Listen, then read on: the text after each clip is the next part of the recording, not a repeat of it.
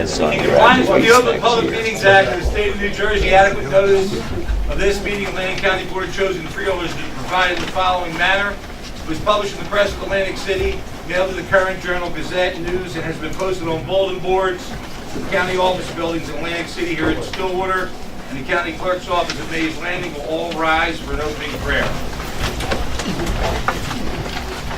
God of all nations and people, grant us the knowledge and passion to wisely execute the duties of our office. We ask, O God, that you bless our nation and this world with peaceful solutions in all controversy. Amen. Amen. All face the flag. Attention, salute. I pledge allegiance to the flag of the United States of America and to the republic for which it stands, one nation, under God, indivisible, with liberty and justice for all. Roll call, please. Bennett. Martino. Corsi. Days. Here. Fitzpatrick. Here. Gatto. Here. Kern. Here. Risley. Here. And Formica. Here, Freeholders, we've all been provided with our minutes from July the 3rd. If you had a chance to review them and you were present, wish to make any comments, corrections, or additions, do so now. Otherwise, I'll take a motion to adopt. So moved. Second. Moved and seconded. Call the roll, please. Bennett. Yes. Martino. Corsi. Days. Yes. Fitzpatrick. Yes. Gatto. Yes. Kern. Yes. Risley. Yes. And Formica. Yes. Okay, our first order of business today is going to be a presentation by NJAC to our foundation scholar recipients. Presentation, Madam Clerk. New Jersey Association of Counties Foundation Scholarships to the 2018 recipients. Thank you. We'll have Superintendent Bill Gunther come up, and NJAC representatives Erica Rosso and Lauren Wisman. NJM representative Erica Rosso and NJAC representative Lauren Wisman.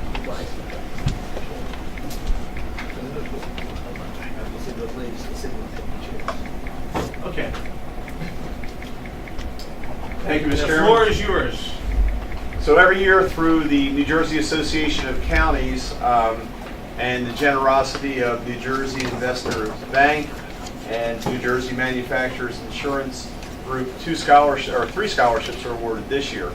And it is quite an honor that we're able to provide them to 3 of our graduating seniors from ACIT. They have all done exceptionally well. They all have plans, post-secondary plans this year. And just if I could, I'll name them one at a time.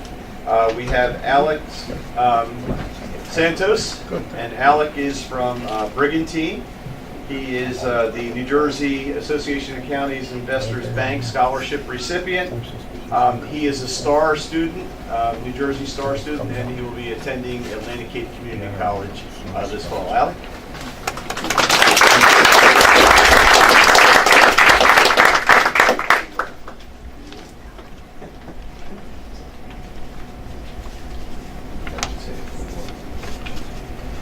Bill, tell them how much they get. So, Alec will be getting a $500 scholarship.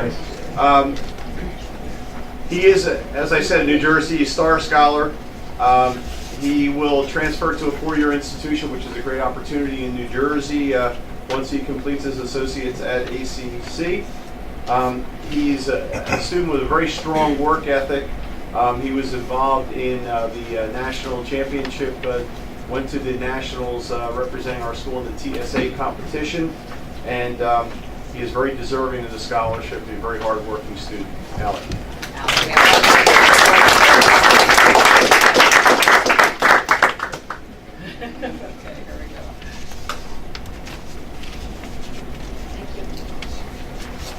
Great job.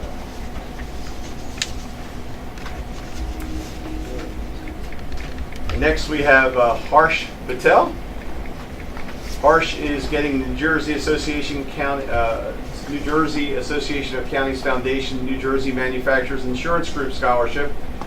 And this is a scholarship in the amount of $1,750.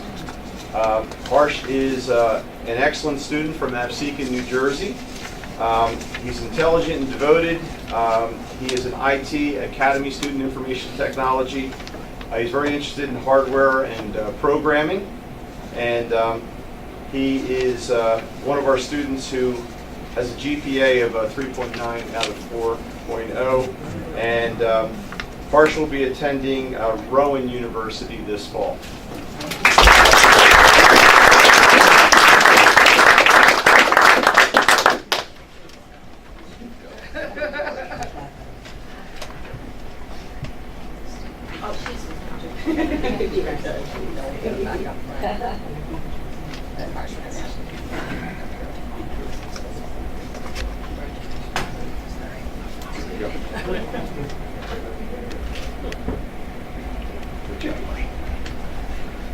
Congratulations.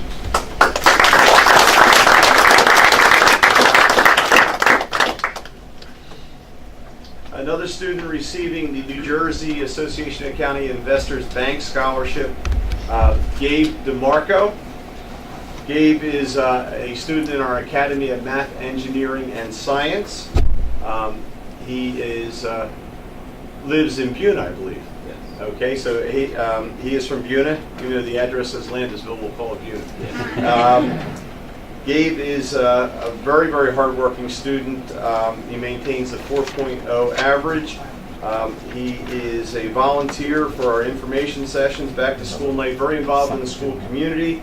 All kinds of fundraisers he was involved in during the school, as a member of our golf team as well. And as I said, with all of that work, he was managed to keep a 4.0. And he will be attending, I believe, Rutgers University this fall. Gabe DeMarco.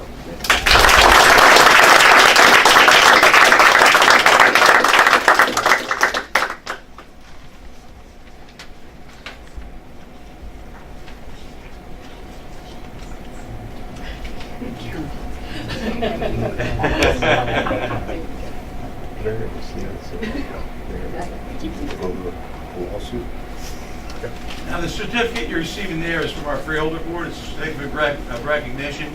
It won't cash any checks, but it looks nice hanging on the wall. Thank you, Chairman. All right, thank you.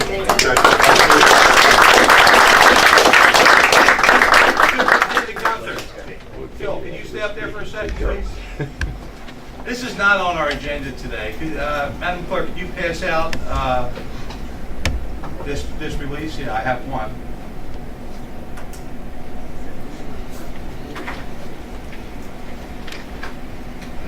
Okay. You're good. So ACIT has taken a lot of pressure from sending districts over the past year with some valid concerns about the cost of sending students weighed against the optimum choice that our Atlantic County students have. And I'd like the freeholders to take a look at this, and I'm going to read it real fast. The Board of Education, Special Services, and Vocational School Districts voted last Monday to credit over $3 million in new state aid for ACIT to the sending districts. Under new school funding allotments, ACIT will receive $3.5 million in state aid for 2018 and 19, 90% of which is going back to the sending districts. And it will be credited. It'll result in a 26% reduction in the tuition rate going forward. The enrollment at ACIT increased by 175% over the last decade. But New Jersey decided to freeze the district's funding, even though the enrollment went up that high. Board President Phil Munafo commented, the board has always worked hard to control costs, but was severely underfunded by the state, and we're delighted to provide relief to the sending district. The new tuition rates and estimated total tuition cost were sent Atlantic County school districts Tuesday, with the largest reduction going to Greater Egg Harbor Regional in the amount of $831,151. The tuition rates have been reduced from $7,400 to $5,510 for regular students and $9,800 to $7,295 for special ed. Atlantic County Executive Levinson expressed his support for the plan and provided immediate relief to the sending districts. This goes a long way to correcting a funding formula that has been inherently unfair for decades. As school districts and communities struggle to control taxes, the reduction in rates at ACIT will help local taxpayers. Dr. Gunther stated that we're grateful to Governor Murphy and the legislature for recognizing the inequity and how the funding formula has been implemented in the growing districts at ACIT. The first installment of the new aid will make ACIT even a more affordable option for these sending districts. Congratulations. Thank you. And as you outlined, the frozen formula created a situation where, with growth that between the contributions in Atlantic County and tuition, we were able to reduce the tuition cost this year to the sending districts immediately. So we're very happy to do that, and want to thank the Freeholder Board and County Executive Levinson for their support of ACIT and the Special Services School District through the years. I know it's been difficult because of the frozen formula, but I think this is just the first installment. So as we go forward, we will continue hopefully to be able to reduce those costs, which are actually very reasonable to begin with, but they'll be even more reasonable going forward. Very good. Thank you, Chairman. Good news. Thank you. I got a question. Sure. Phil, sorry. So previously, I think you had said, correct me if I'm wrong, that ACIT was 300% underfunded by the state. So where does this put us now? We're about, so of that amount, we are probably seeing about 30 to 40% of that installment. Okay. So we have more to go. Okay. And it depends on how they fund the formula going forward. Right. But, you know, the frozen formula At didn't least work frozen. for growing districts at all. Okay. Thanks. Okay, at this point, if there's anyone that does not wish to endure the rest of this meeting, you're welcome to leave. We thank you for coming. Congratulations.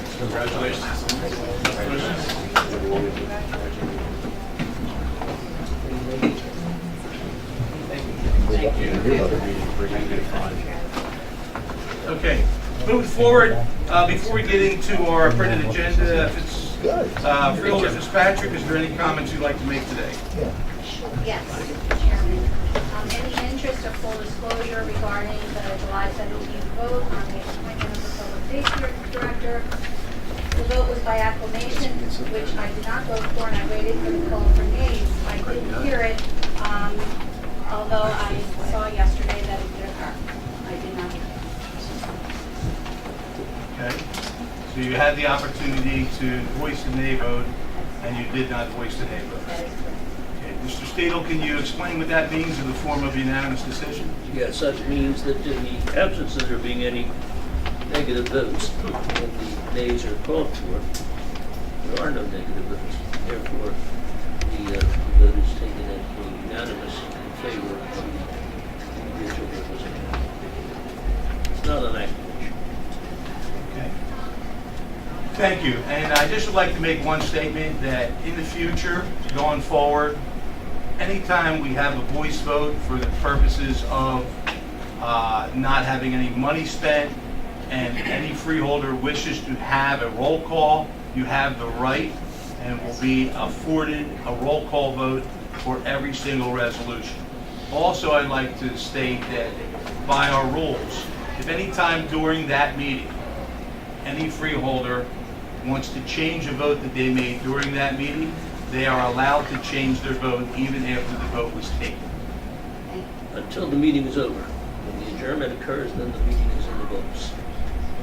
So I would just like to say that, you know, it was voiced publicly and it was published that there was no opportunity for a negative vote, but there was. I think that should be corrected because I don't want to give the impression that the integrity of this board is in any way not performing to what it's expected to do. Thank you. So will it be corrected in writing too? Should be corrected, I believe.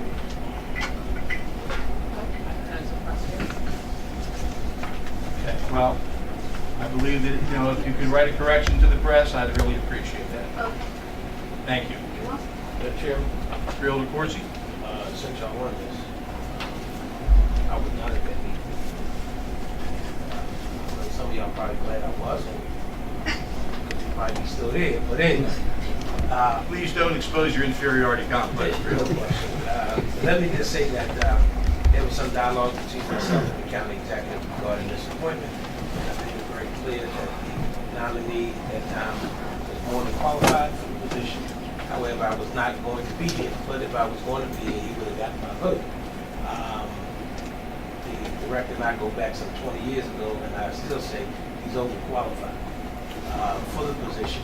I just wanted the record to reflect that if I would have been here, I would certainly support his nomination. And we look forward to working with him. Thank you for those comments. All right, moving on. Ordinances, number 9. An ordinance to vacate and abandon a site triangle easement across part of Block 190, Lot 15 in the city of Pleasantville, and part of Block 801, Lot 9 in Egg Harbor Township along Delilah Road, final reading. Second. Moved and seconded, public input on this site triangle abandonment.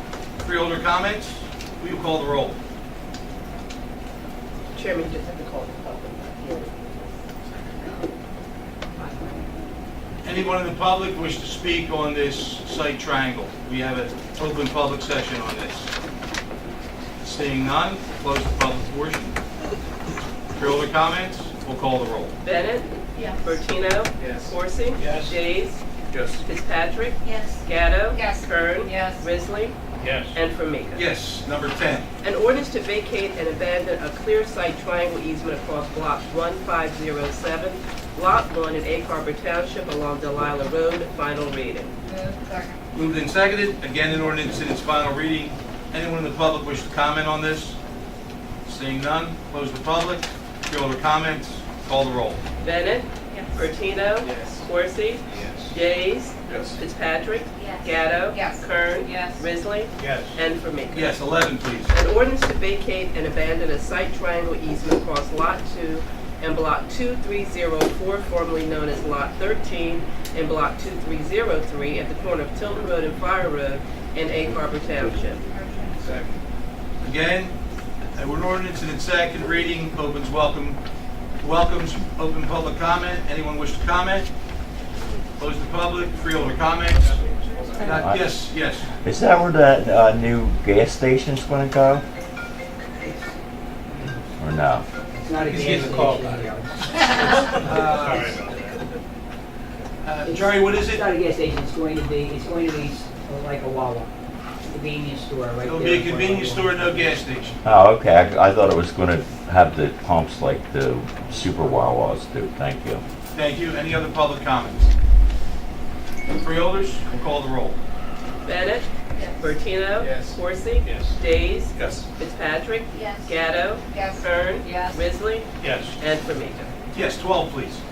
An ordinance amending and deleting various sections of Chapter 7 of the Atlantic County Code entitled Affirmative Action Program and transferring certain subsections of Chapter 7 to Chapter 4 of the Code entitled Administration of Government, specifically to Section 4-46 entitled Office of Equal Employment Opportunity, first reading. Moved and seconded. This is an ordinance in its first reading. The public is welcome to comment in 2 weeks. Any freeholder discussion? We'll call the roll. Bennett? Yes. Bertino? Yes. Coursey? Yes. Days? Yes. Fitzpatrick? Yes. Gatto? Yes. Kern? Yes. Risley? Yes. And Formica. Yes, 375, resolutions. Grant application to the New Jersey Economic Development Authority for the new Innovation Challenge Program, funded grant amount $100,000, county in-kind match $20,000. Second. Moved and seconded. Public concerns. Freeholders? Anyone wish to speak to this in the public? Mr. Kyle? Yeah, to kind of just briefly explain what the grant is. This is an effort to build the aviation academy that we talked about, with maintenance and repair operations at the airport and also air cargo operations. This would allow us to have a document that would basically state out how the academy would be funded, how it would be constructed, where it would be located, what enrollment estimates are, what operational costs would be, curriculum issues, and so forth. Once we have that document, then the power of that document is to take it and go to other agencies such as the US EDA and say, here is our plan. They're asking for that. We'd like to get US EDA funding for this to help contribute to some of the capital costs. So it's a starting document for that purpose. Also, it enables us to go to MRO firms and say, we are serious. MRO, you gotta tell us what it is. Oh, I'm sorry, maintenance, repair, and overall firms. Thank you, I don't like acronyms. Operations. And so we would go to those firms and say, here's our efforts to get the academy going. We should be able to coincide with your ability to locate functions here. And it just jumpstarts the ability to get maintenance repair operations going at the airport, which in turn gets air cargo energized and just starts diversifying the economy as we're planning. Because as I said on various occasions, the county's role is not to build an aviation department, moving along. It's to get an aviation industry going in New Jersey. Real briefly, the advances we've made in that effort is, you may have heard it, and we're working closely with NJII. NJII is the New Jersey Innovation Institute. It's a nonprofit corporation of NJIT. We are in the process of finalizing an agreement with them to assume management responsibility at the park. It is now the National Aviation Research and Technology Park, not the Stockton Aviation Research and Technology Park. Bringing NJIT here would be an incredible achievement because it now broadens us, it gives us a statewide connection, it takes us from Newark down to Cape May. Specifically, what NJIT wants to do is work on smart airport projects, tie smart airport projects in with smart city efforts in Atlantic City, and takes our vision of an aviation district and helps us to extend it to a much greater extent. For example, they want to try to link the joint base, that's McGuire Air Force Base, Fort Dix, and Lakers Naval Air Station, with our aviation district here, and tie that into the UAS unmanned air system work that Cape May is doing at their airport.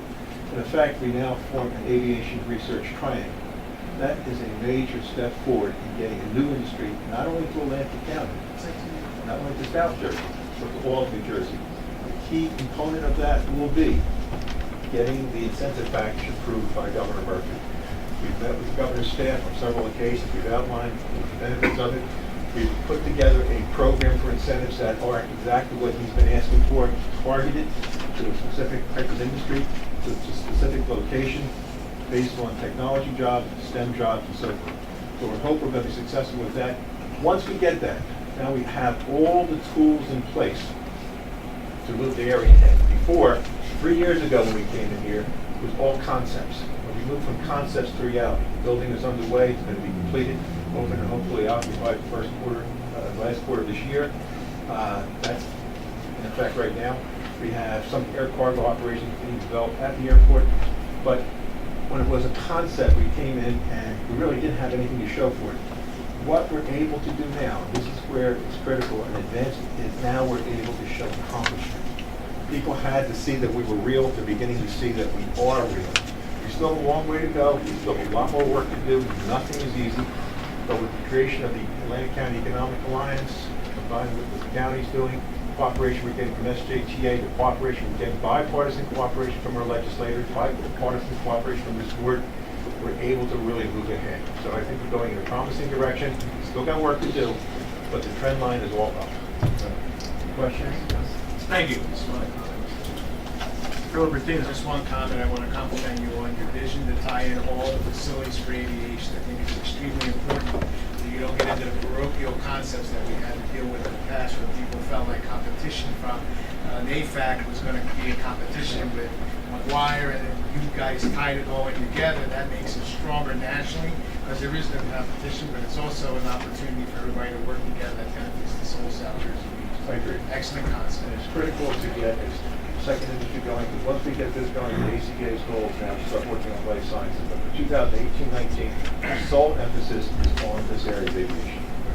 Thank you, Howard. You're welcome. Just as we talked about, love to see it coming together, and the courage to put the plan in place. Thank you guys. Let me tell you, there's a lot of people involved in that. Yes. Some of them are sitting right here. Any other freeholder comments? Call the roll. Bennett. Rutino. Yes. Horsey. Yes. Days. Yes. Fitzpatrick. Yes. Gatto. Yes. Stern. Yes. Misley. Yes. And Formica. Yes, 376. Grant application for the 2019 County Environmental Health Act grant from the New Jersey Department of Environmental Protection, funded grant amount $273,000, county in-kind match $404,143. Second. Moved and seconded. Public concerns. Freeholder comments? Call the roll. Bennett. Yes. Bertino. Yes. Corsi. Yes. Days. Yes. Fitzpatrick. Yes. Gatto. Yes. Kern. Yes. Risley. Yes. And for me. Yes, 377. Grant application to the New Jersey Department of Transportation for the Urban Gateway Enhancement Program in the amount of $32,000. Motion. Second. Moved and seconded. Public interest. Freeholders, all those in favor say aye. Aye. Opposed? 378. Amended Funds Exchange Program Cost Reimbursement Agreement with the New Jersey Department of Transportation for funding for construction costs associated with the resurfacing of Wellington and West End Avenues in Atlantic City and Ventnor to extend the term date only, no additional cost. Moved and seconded. Public interest. Freeholder comments? Chairman, Freeholder Corsi. through you to our county administrator, as you know, West End Avenue has been a pet peeve for a minute. We all agree. It looks outstanding. At some point in time, I don't know if the Corps of Engineers will ever put bulkhead in there. Just the other day, once again, floods out, as everybody knows, but West End Avenue came out outstanding. What committee for overseeing that job. So thank you. All right, any other freeholder comments? All those in favor say aye. Aye. Opposed? I'll take a motion to combine and adopt 379 and 383, please. Moved and seconded. All those in favor say aye. Aye. Opposed? 384. Contract with the law firm of Cooper Levinson for the handling of opioid litigation on behalf of Atlantic County. Moved and seconded. Any public interest in this? I have a question, please. Yes, you may. My name is Michael Price from Egg Harbor Township. Yes. This contract with the law firm of Cooper Levinson handling opiate litigation, so on and so forth. How much money is this contract for? Be a little more specific about what we're going to be spending. I agree it should be more specific, and I asked the same question. This is a contingency-only contract. There is no money allotted out of our budget for any expenditures or hourly rate. They will be receiving, if there are awards to be received, they will get their money out of the award, just like all defense attorneys do. Was this advertised in advance so others could? Absolutely. It was. Absolutely. There's a pool of attorneys we pull from. It's advertised. But I asked the same question, Michael, not that you're off base at all. There is no money expended on this. This is only on contingency of award. Okay, so we don't know how much then. It's not our money, though. It's only money that's awarded. So they're doing it for free for the No, they're county. doing it to make a lot of money, but it has to be an award by damages, not by our money. Okay. Okay. It's claim. Plaintiffs. Claim. What? They represent plaintiffs. Yes. They Okay. get represented at a plaintiff. They get the money from plaintiff money. Then I don't really understand why there would even be a resolution, but We have to authorize them as to represent us, because it only has to do with things that occur with county employees or county operations. and they're going to do it on a contingency basis, I guess. Apparently so. Apparently so. Okay. Thank you. You're welcome. Yes, sir. Mr. Chairman, Creed Pogue, 169 Cumberland Avenue, Estill Manor. When was the RFP sent out? Jerry? Yeah. So why don't you give the dates and how many people responded? I saw there were 4 firms, but I didn't know. We advertised that, I think it was back in May or June. We received responses in from 4 law firms. What you have to realize here is that the local firms are all affiliated with larger firms, mainly from either the Washington, D.C. or New York City area. These larger firms that specialize in this type of multi-tort litigation. And all of the firms that we looked at, and the RFP was put together both by myself and Assistant County Counsel Alan Cohen, who has had experience in these areas. We advertised it, we got the responses. They were voluminous, and we went through them very carefully. All of the firms were qualified. It was felt that since Cooper Levinson is a local firm and is well known and has good connections for this, that's who we should go with. And so that's how the recommendation was made. I had no problem with that. I was just trying to clarify the timeline, because it looks as though we're basically joint, the county would be joining the large national class action out of the Midwest. And that's possible. I mean, that's what it And sounded that's like. basically what we're doing. We're trying Yeah. to position ourselves to be in a position where we get some damages. Because I know for Cape May, they went in a somewhat different direction. And then Well, we don't follow Cape May. I didn't- We I don't was- follow Cape May. I wasn't suggesting one way or the other, just the option of looking at the different pieces, because this obviously could be quite a bit of money to do quite a number of good things. I agree. And there's been a lot of damages, and I think that's a multi-partisan, feeling on the subject, just looking at where that process went. But it was felt that joining the national class action was going to be a better bet than the other path that others have Well, gone. And I'm not disputing, I'm just. Yeah, that's where you were and I don't know that they made it, that they have, well, they're just being retained now by this action you're going to take today. We will sit down with them and get a determination from them and the firms they're affiliated with as to how they want to move on this.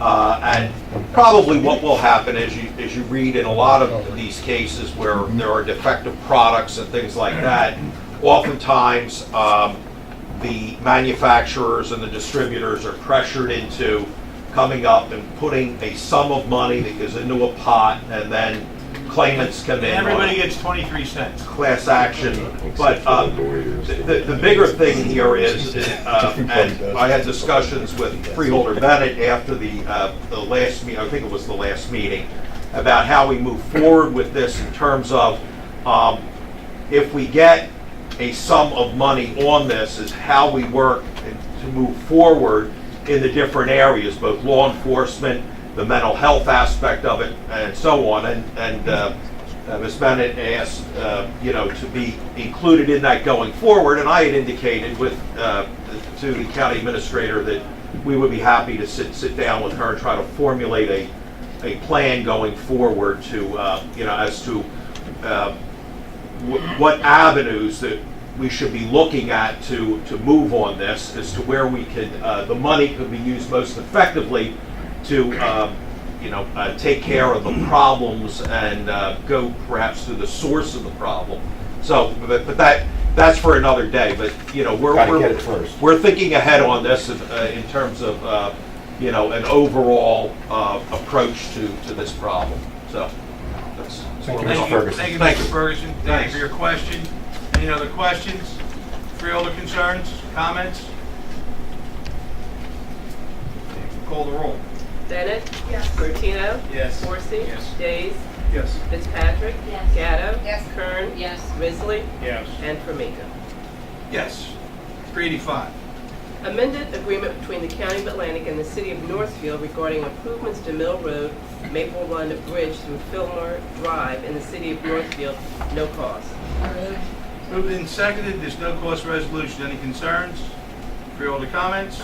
All those in favor say aye. Aye. Opposed? 386. Amending Resolution Number 324, adopted July 17, 2018, intergovernmental sub-grant agreements with various Atlantic County municipalities for drug and alcohol education and prevention services, net decrease $15,407. Second. Moved and seconded. Public issues. Just one clarification question. This is basically the municipal alliance money? Okay, Correct. thank you. Thank you. Any other comments? Freeholders, call the roll. Bennett? Yes. Bertino? Yes. Forsy? Yes. Days? Yes. Fitzpatrick? Yes. Gatto? Yes. Kern? Yes. Risley? Yes. And Formica. Yes, 387. Professional services agreements with various providers to establish a pool of medical providers for the provision of medical services to inmates at the Atlantic County Justice Facility, amount not to exceed $700,000. Moved and seconded. Public concerns. Freeholders, call the roll. Bennett? Yes. Bertino? Yes. Forsy? Yes. Days? Yes. Fitzpatrick? Yes. Gatto? Yes. Kern? Yes. Risley? Yes. And Formica. Yes, 388. Agreement with Laughing Bear, Inc. for the provision of Prison Rape Elimination Act audit services at Harbor Fields, amount not to exceed $4,000. Moved and seconded. Public comment. Freeholders, call the roll. Bennett? Yes. Martino. Yes. Coursey. Yes. Days. Yes. Fitzpatrick. Yes. Gatto. Yes. Kern. Yes. Risley. Yes. And for me. Yes, 389. Intergovernmental Services Agreement with Atlantic Cape Community College for an adult basic education program amount not to exceed $87,951. Moved and seconded. Public interest, freeholder comments, call the roll. Bennett. Yes. Bertino. Yes. Coursey. Yes. Days. Yes. Fitzpatrick. Yes. Gatto. Yes. Kern. Yes. Risley. Yes. And Formiga. Yes, 390. Intergovernmental Services Agreement with Atlantic Cape Community College for a supplemental learning lab program, amount not to exceed $48,454. Second. Moved and seconded. Public concerns, freeholders, call the roll. Bennett. Yes. Bertino. Yes. Coursey. Days. Yes. Fitzpatrick. Gatto. Yes. Kern. Yes. Risley. Yes. And Formiga. Yes, 391. Intergovernmental Services Agreement with Atlantic Cape Community College for an English as a second language program, amount not to exceed $47,516. Second. Moved and seconded. Public interest, freeholder comments, call the roll. Bennett. Yes. Bertino. Yes. Coursey. Yes. Days. Yes. Fitzpatrick. Yes. Gatto. Yes. Kern. Yes. Risley. Yes. And Formiga. Yes, 392. Bid contract with various vendors to furnish and deliver bread and bakery products to members of the Atlantic County Cooperative. Total amount not to exceed $45,007.25. Second. Moved and seconded. Public interest, freeholder comments, call the roll. Bennett. Yes. Bertino. Yes. Coursey. Yes. Days. Yes. Fitzpatrick. Yes. Gatto. Yes. Kern. Yes. Risley. Yes. And Formiga. Yes, 393. Bid contract with various vendors to furnish and deliver kitchen catering supplies to members of the Atlantic County Cooperative. Total amount not to exceed $73,493.76. Motion. Second. Moved and seconded. Any interest in kitchen supplies? Public, freeholders, call the roll. Bennett. Yes. Bertino. Yes. Coursey. Yes. Days. Yes. Fitzpatrick. Yes. Gatto. Yes. Kern. Yes. Risley. Yes. And Formiga. Yes, 394. Indemnification and hold harmless agreement concerning construction and maintenance of non-standard improvements within the right-of-way along Vintner Avenue located at 6400 Vintner Avenue, Lot 14, Block 70, in the city of Vintner between the County of Atlantic and Atlantic Region Food Corporation, a corporation of the state of New Jersey. Motion. Second. Moved and seconded. Public interest here. Freeholders. Had a discussion with Mayor Holtzman of Ventnor. And I had a discussion with the county administrator. This particular improvement on the right-of-way is not fully approved yet or understood by the city of Ventnor. What it amounts to is a Dunkin' Donuts type operation that would want permanent seating built in concrete or some permanent form onto our right-of-way. I don't think it's a good idea, and since the mayor doesn't think it's a good idea right now, I want to ask for a table. Second. Call the roll. Give me a second. I'm sorry, who moved the motion? I did. Freeholder Coursey. I Bennett. second. Bennett. Yes. Bertino. Yes. Coursey. Yes. Days. Yes. Fitzpatrick. Yes. Gatto. Yes. Kern. Yes. Risley. Yes. And Formiga. Yes, 395. Resolution of the County of Atlantic in support of New Jersey Transit Rail Station on the Atlantic City line serving Galloway Township and the Atlantic City Airport. Second. Moved in second. Any public input here? You'll probably comment, oh, I'm sorry. Oh, go ahead, go ahead. Mike Price, Echo Township again. You'll probably comment on it, but I just want to learn a little bit more about where this is going to be located and, just explain a little bit more about it to us if you would. I do too. So Thank we have you. representatives here that Oh, are going to explain a little bit. I'd like them to present it, and I'll welcome public comment after that, all right? I just had to say it was public comment, so Name, sir? Hi, I'm Andrew Kennedy. I'm I'm one of the principals of the development company working on this project. We're very excited to be working on the project. Specifically, I want to just thank real quick the Atlantic County Economic Alliance for helping us through the process here. The location of the site will be approximately on the corner of South Pomona Road and the White Horse Pike. So it's that corner that used to be the old Assumption Church. I'm happy to answer any other questions that you might have. It's a development that we're working on, and this resolution is part of the process in order to get the New Jersey Transit approval for a train station. So basically, tell us the full function of what the station does. So the station is a passenger rail station that is located directly next to the Atlantic City Airport. Its main function is to support the main economic stakeholders of the area, specifically the airport, SJTA, the university, Atlantic Air, and the other economic stakeholders there. It should increase, according to a 2013 NJ Transit study. It should increase ridership on the rail line quite significantly. According to that study, it was about a 35% increase. It will also allow easy access to a lot of the job creating that is going on in that area right now through New Jersey, Groveville, as well as numerous other growth initiatives in the region.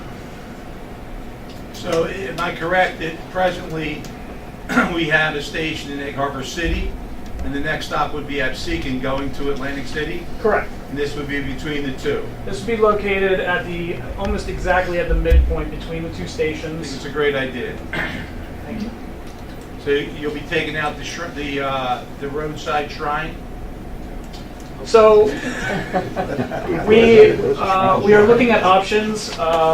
Preferably, we'd like to keep it, but at this point, we don't.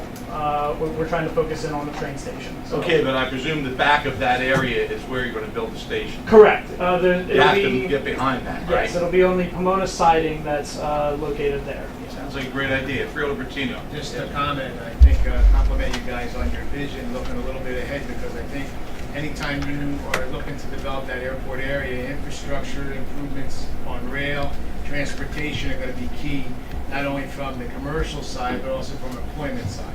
And I think you guys stepping up, showing a little vision out there is going to help make this nucleus of everything that's occurring out there actually make it feasible. Because companies that are looking to locate this area, there's some of the major questions, as you know, they ask right away.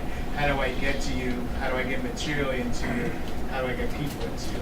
And they look at that. And I think a rail station there is going to be key for the development for that whole airport vicinity.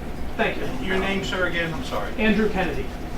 Andrew Kennedy. Andrew, you're going to be a significant source of information for us later in the meeting. Sure. We are in a fight, as everybody in this business is, with New Jersey Transit shutting down our rail lines.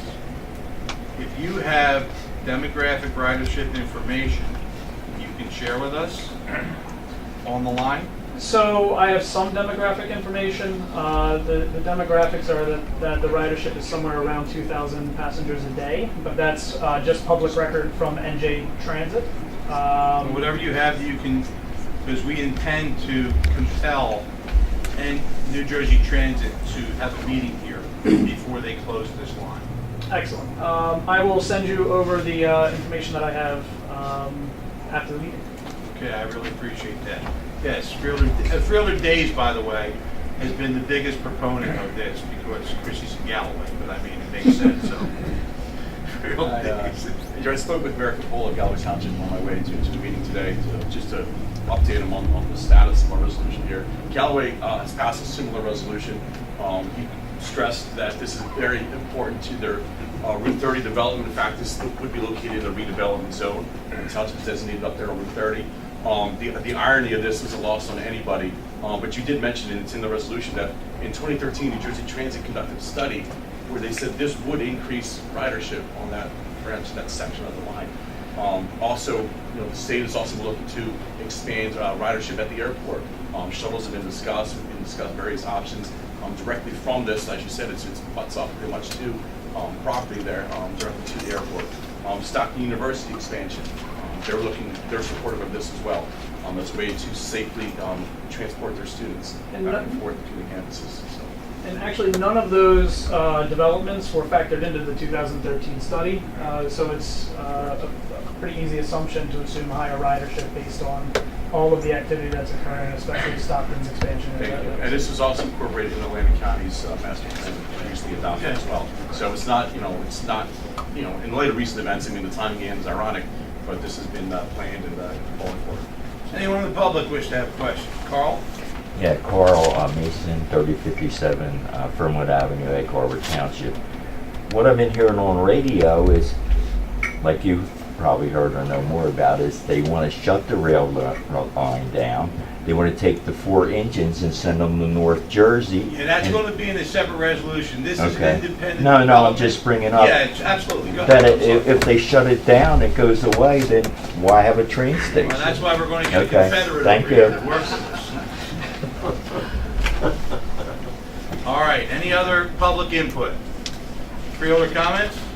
Yeah, I just have one. Thank you very much for mentioning the Economic Alliance. They were very integral, in putting this together for you. I know Max is here, Max Slusher's here, and thank you very much for everyone on that board for seeing this initiative and moving it forward. So, Thank you.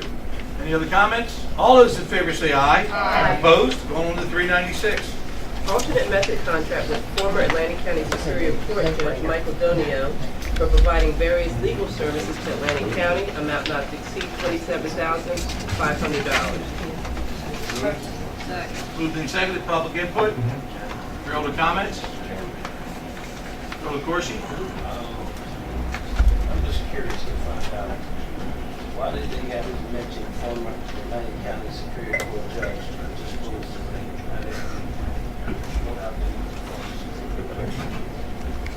I am not the author of these words. I have no idea. I think that would be. do it? I mean, Our county council was here. if it's nothing major, I just want to know why it had to be noted that he was the former Superior Court judge. I mean, Could you, if he's qualified to do could the you job, please then we entertain do the it. freeholder? That's just out of respect for his former position. That's all. I mean, and I think it lends. That's one of the reasons we hired him to do certain projects, was because of his experience from being on the bench. So that's why I noted it in the resolution of it. Nothing more than I that. just thought it was some clandestine or something. You know that. No, not with you per se, but I just. Any other freeholder substantive Well, that was substantive, whether you like it or not. I mean, Chairman, we'll call a roll. one day I'm gonna put a resolution say former freeholder. Well, it's like we'll never call you just Ernest. Yes. You'll always be freeholder. Ernest. Yeah. All right. Call the roll. Bennett? Yes. Bertino? Yes. Corsi? Yes. Days? Yes. Fitzpatrick? Yes. Gatto? Yes. Kern? Yes. Risley? Yes. And Formica. Yes. Normally we just combine and adopt our roadway solicitations. We have some representatives here. Does anybody want to speak about our roadway solicitation, explain what they do for you? Sean Reagan, hopefully someday to be the former chief of the Pleasantville Police Department. So, the Pleasantville Police Foundation. resolution for Pleasantville. Thank you. The Pleasantville Police Foundation recently picked up the sort of ball, no pun intended, but there we go, for PAL after some difficulty with the PAL program, and our police foundation was actually kind of almost left holding the bag with a baseball program that just sort of evaporated overnight, but the kids in the program did not evaporate.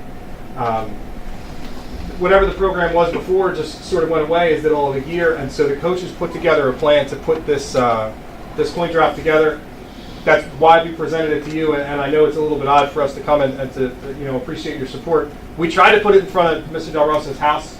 They wouldn't let us do that, so we're going to put it at the Island, Maine, but we expect Jerry to drive down and give generously.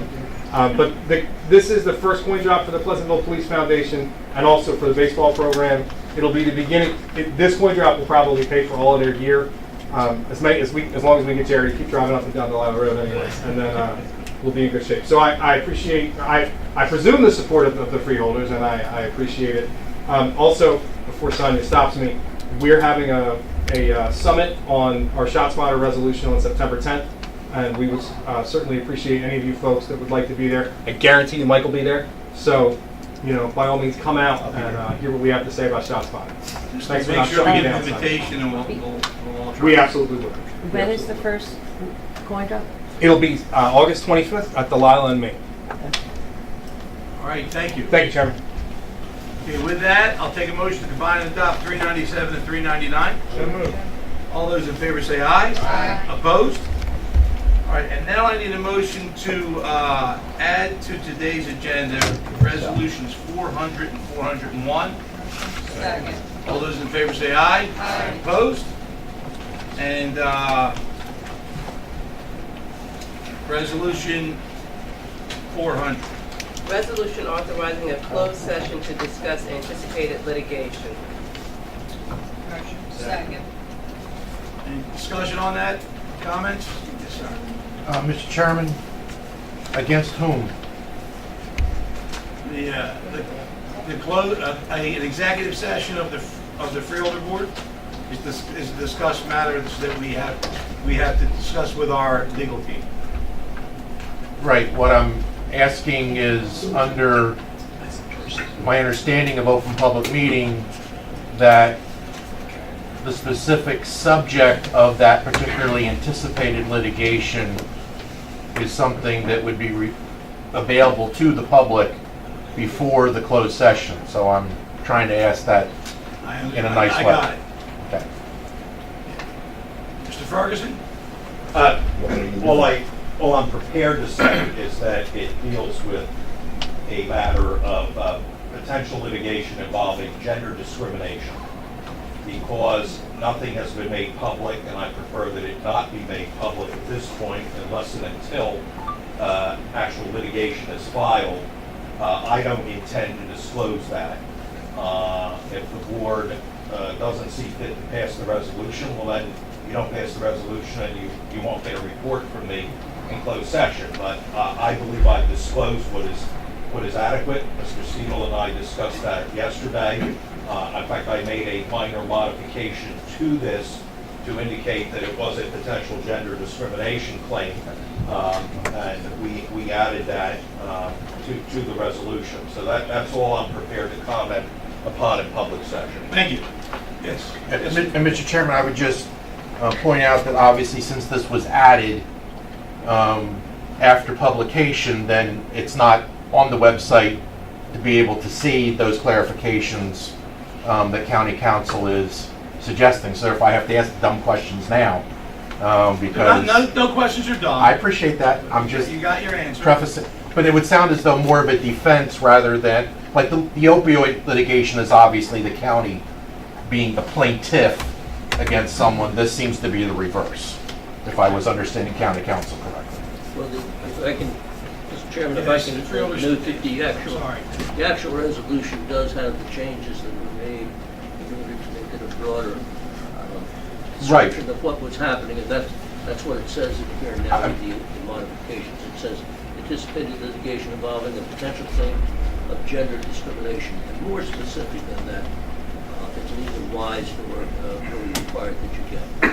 And Mr. Chairman, obviously I'm not disputing what Mr. Steele just said. I'm just, the fact that obviously for the county website, that is not on there because it was being added to the agenda. So, and I appreciate what Mr. Steele was saying, just none of that was available, so. Thank you for your comments. Okay, Mr. Steele. Sir.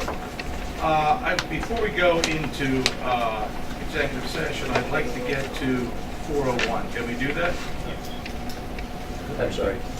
Before we get to executive session, I would like to get to 401. So Chairman, if I may, why don't we just vote on 400? 400 is And then up for after we the finish Okay, 400. all right. That's it. vote on that, then you are. All right, any other Freeholder comments on 400 then? We'll call the roll. Bennett? Yes. Bertino? Yes. Corsi? Yes. Days? Yes. Fitzpatrick? Yes. Gatto? Yes. Kern? Yes. Risley? Yes. And Formica. Yes, we'll go on to, Before you go to 401, let me give you a brief idea of the procedure for this when we go to closed session. When we go into closed session, which is now authorized by that, we will do so at any appropriate moment during the business agenda that you have. We will do our business of appointing the closed closed session. You will no vote taken during the closed session. You will then come back and reopen the meeting at whatever stage you want it to have. Excellent. Then resume the rest of the business of the meeting. Excellent. Yes.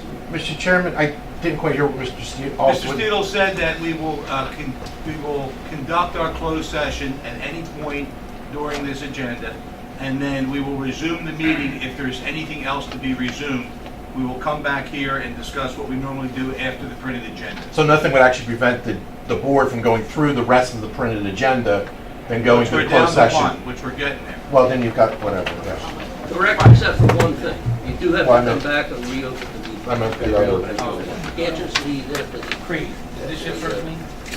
It's actually the first time I've seen the freeholders go into a closed session. I have a question, So too. that is my question on how that goes, and Okay. other places do it We will differently. finish the agenda, I guarantee you that. I have one question, please. Yes, sir?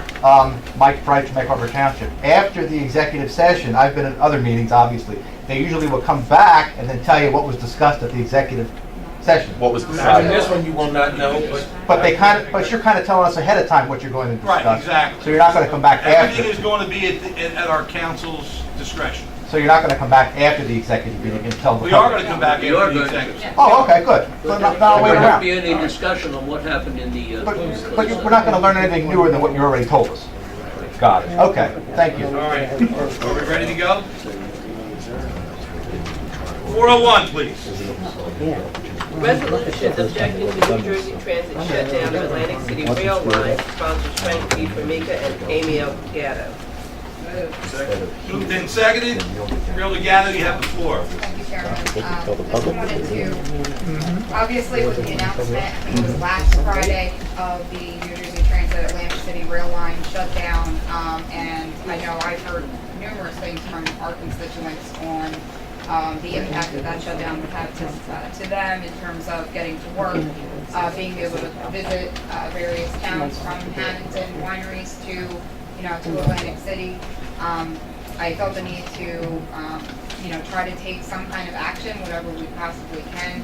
And then I also came across a petition that is out there that was started by Nick Pittman, also known as Nor'easter Nick, who has been trying to garner support for stopping the shutdown as much as we possibly can. Last I checked that petition today, which was just started on the 7th, it had like 3,500 signatures. It's growing by the minute.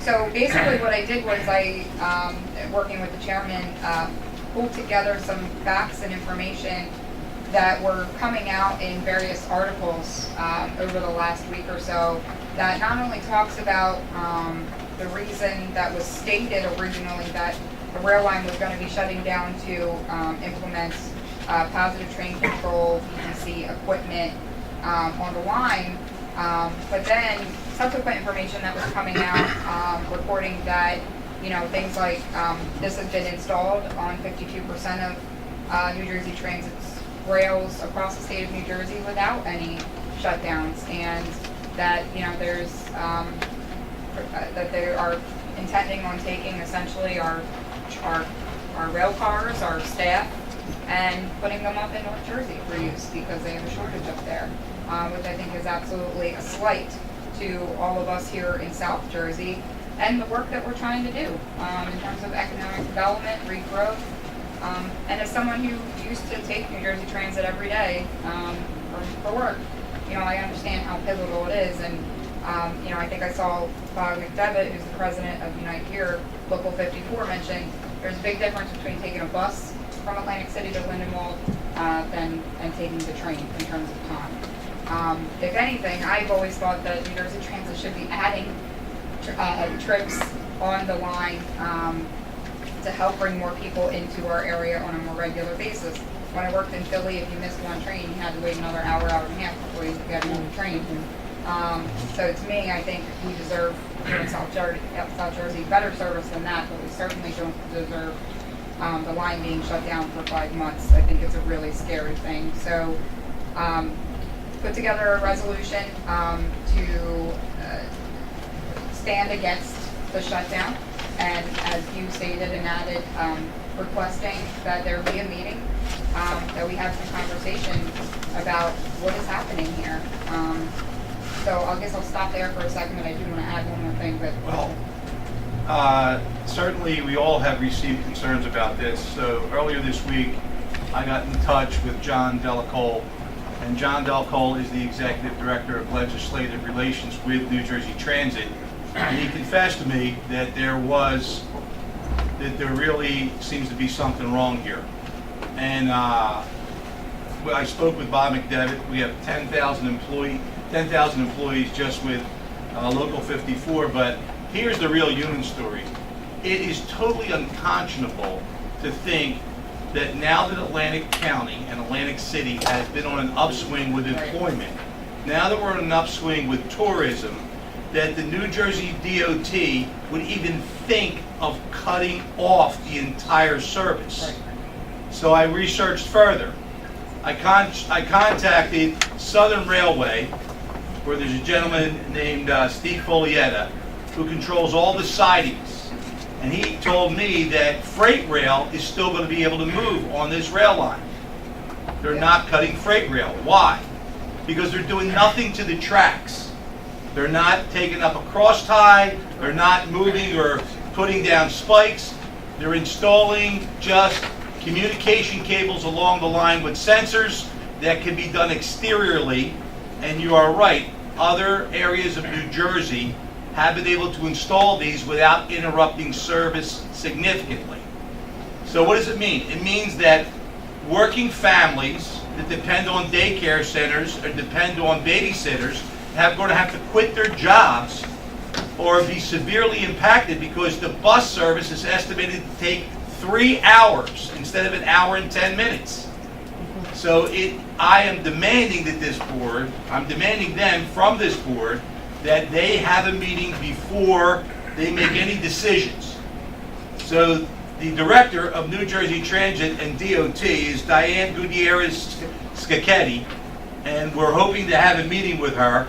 South Jersey Transportation Authority Director Stephen Doherty is well aware of this, and they're in the dark on this as well. But just make this analogy. It would be like taking a main road, an interstate, and instead of milling and paving at night like they did the Parkway all last winter, they close it in both directions. It's unconscionable. And I think it's just an outrage. It goes beyond all the technicality and all, whatever their problem is. They are treating us completely with no concern. And there even is talk that if we get 4 months out of them not doing it, we'll shut it down completely. So what's all the bull coming from Trenton that we're worried about economic development in South Jersey when they take away our main arteries by rail? So I hope that this gets to somebody's ears and that we do something about it. That's what this resolution is about today. Chairman. Real, of course. First of all, I will agree with you on probably 90%.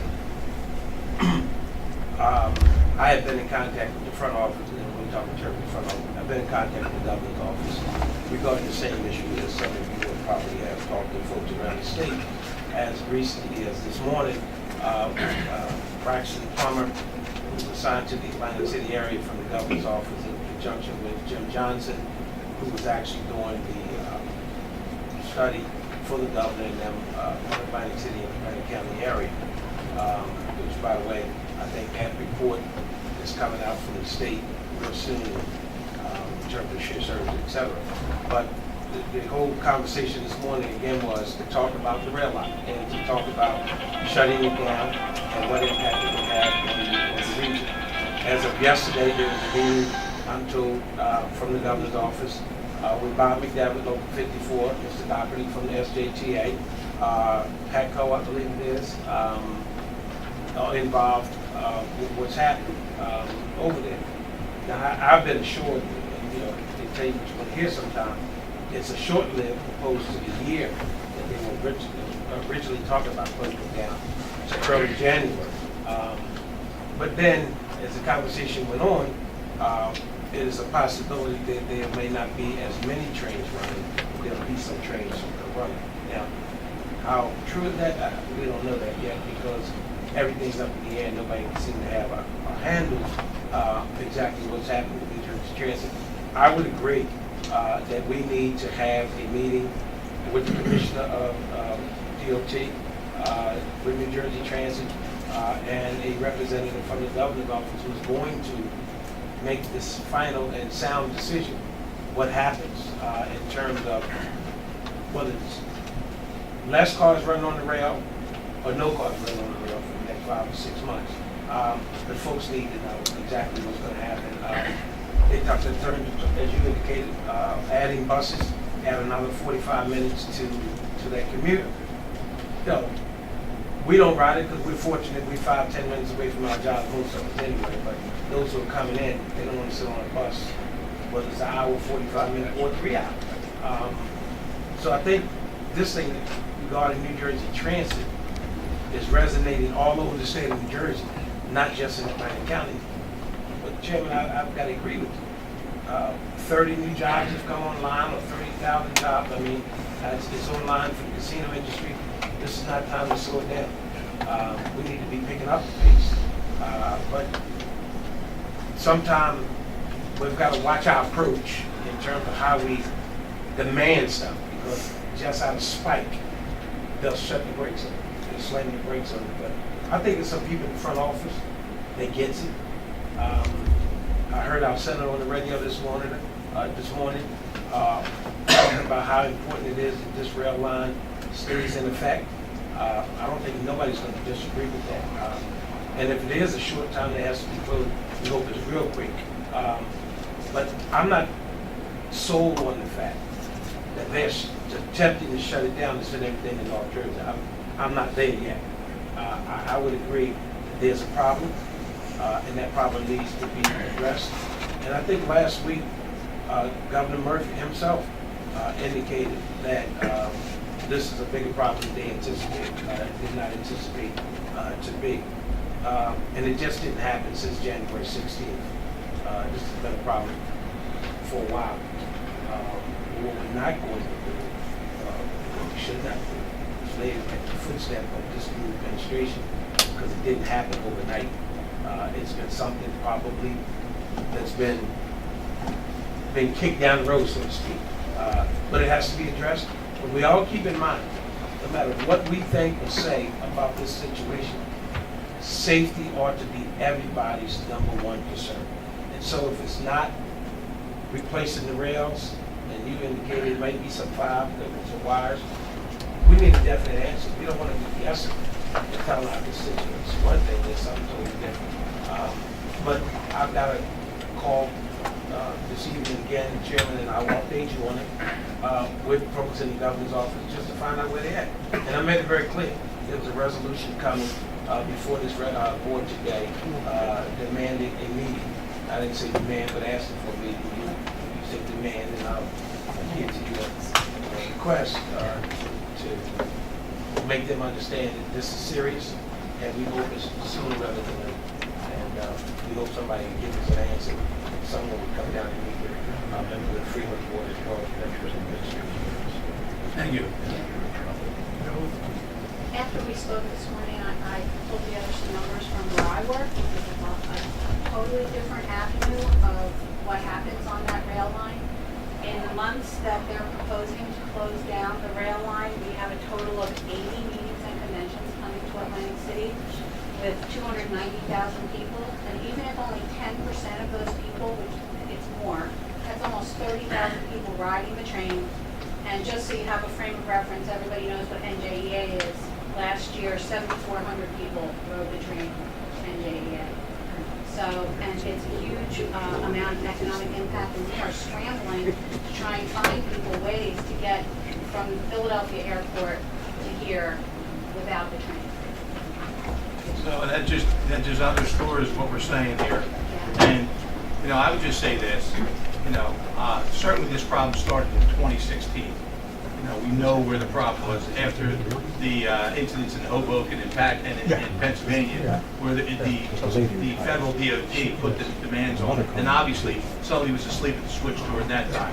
So I'm not laying anything in this administration. I'm just saying that they have to understand the magnitude of this problem. It isn't just an inconvenience. It could be a serious blow. That's all I'm saying. Well, the other problem with that is despite one of the meetings that took place in Drumback, that it didn't become public. But more importantly, when you talk in terms of that, Chairman, and you talk about your convention, you still got New Jersey League of Municipalities coming to town. It's a big deal. It's a big deal.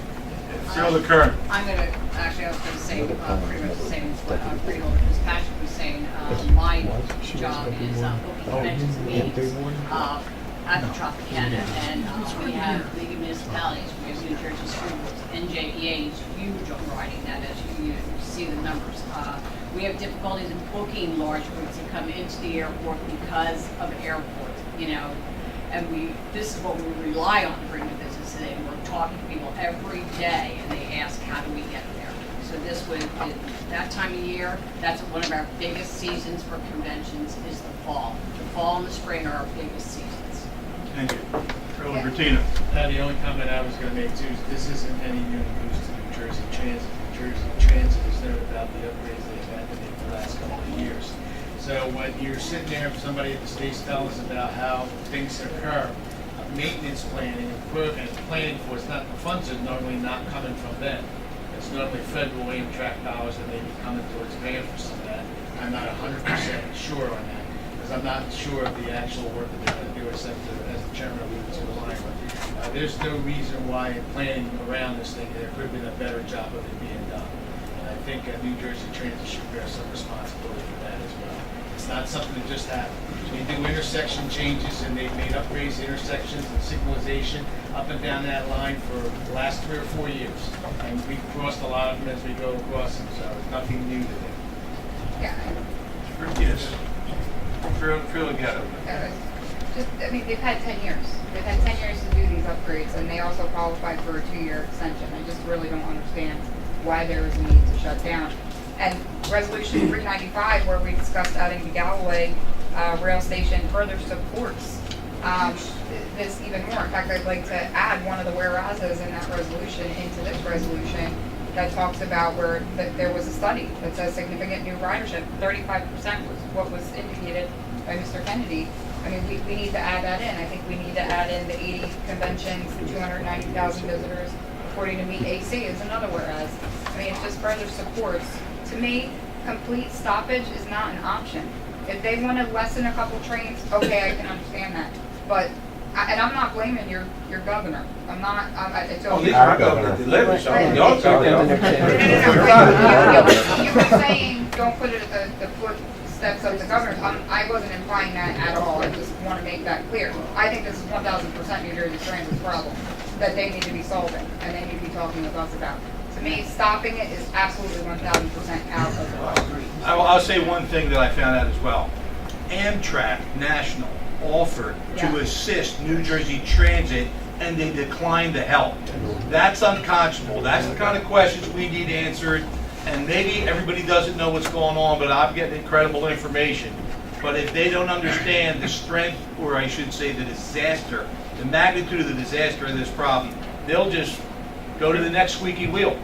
Yep. So that's why I think it's important. Freeholder Days. I just want to, on my way over here, I heard Freeholder protege, Councilman Chavez. Is your mentor or protege? Councilman Chavez, he plans to introduce a resolution at tomorrow's city council meeting, I think, calling for a meeting in Atlantic City. I just want to make sure that we do stay coordinated. Yes. That's where I'm going with this. I've been in touch with Senator Brown's office, Senator Connor, the 9th District delegation. I like that this resolution asks for a copy to go to every elected official from the municipal level on up. Yes. But we do need to stay coordinated and make sure that our information is unified and we're sure what it is that we're asking for. That's why I think it's important to get the commissioner here or their equal authority there to have one meeting with everybody, given the depth of this problem. It's a serious problem. Chairman, if I may just add one thing.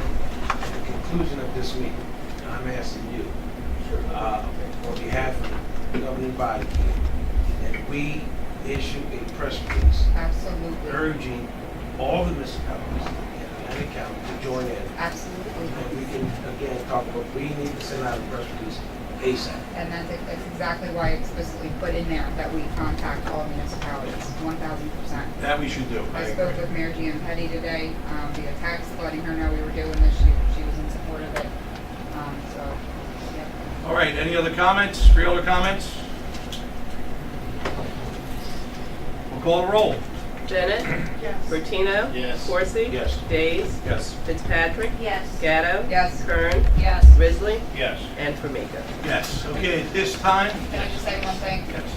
I said your governor as a joke between Freeholder Corsi and the rest of us. He's my governor too. It's Oh, a look at his joke. approval rating, it's been in I'm 6 months, just- 56%. But Hey. please acknowledge that we have a joke sitting right here. Absolutely. Thank you. I didn't take it personally. I know, but I heard the gas. I just want everybody to That know came he's from my Freeholder. governor too. I didn't take Trump whack it as nothing more than a joke.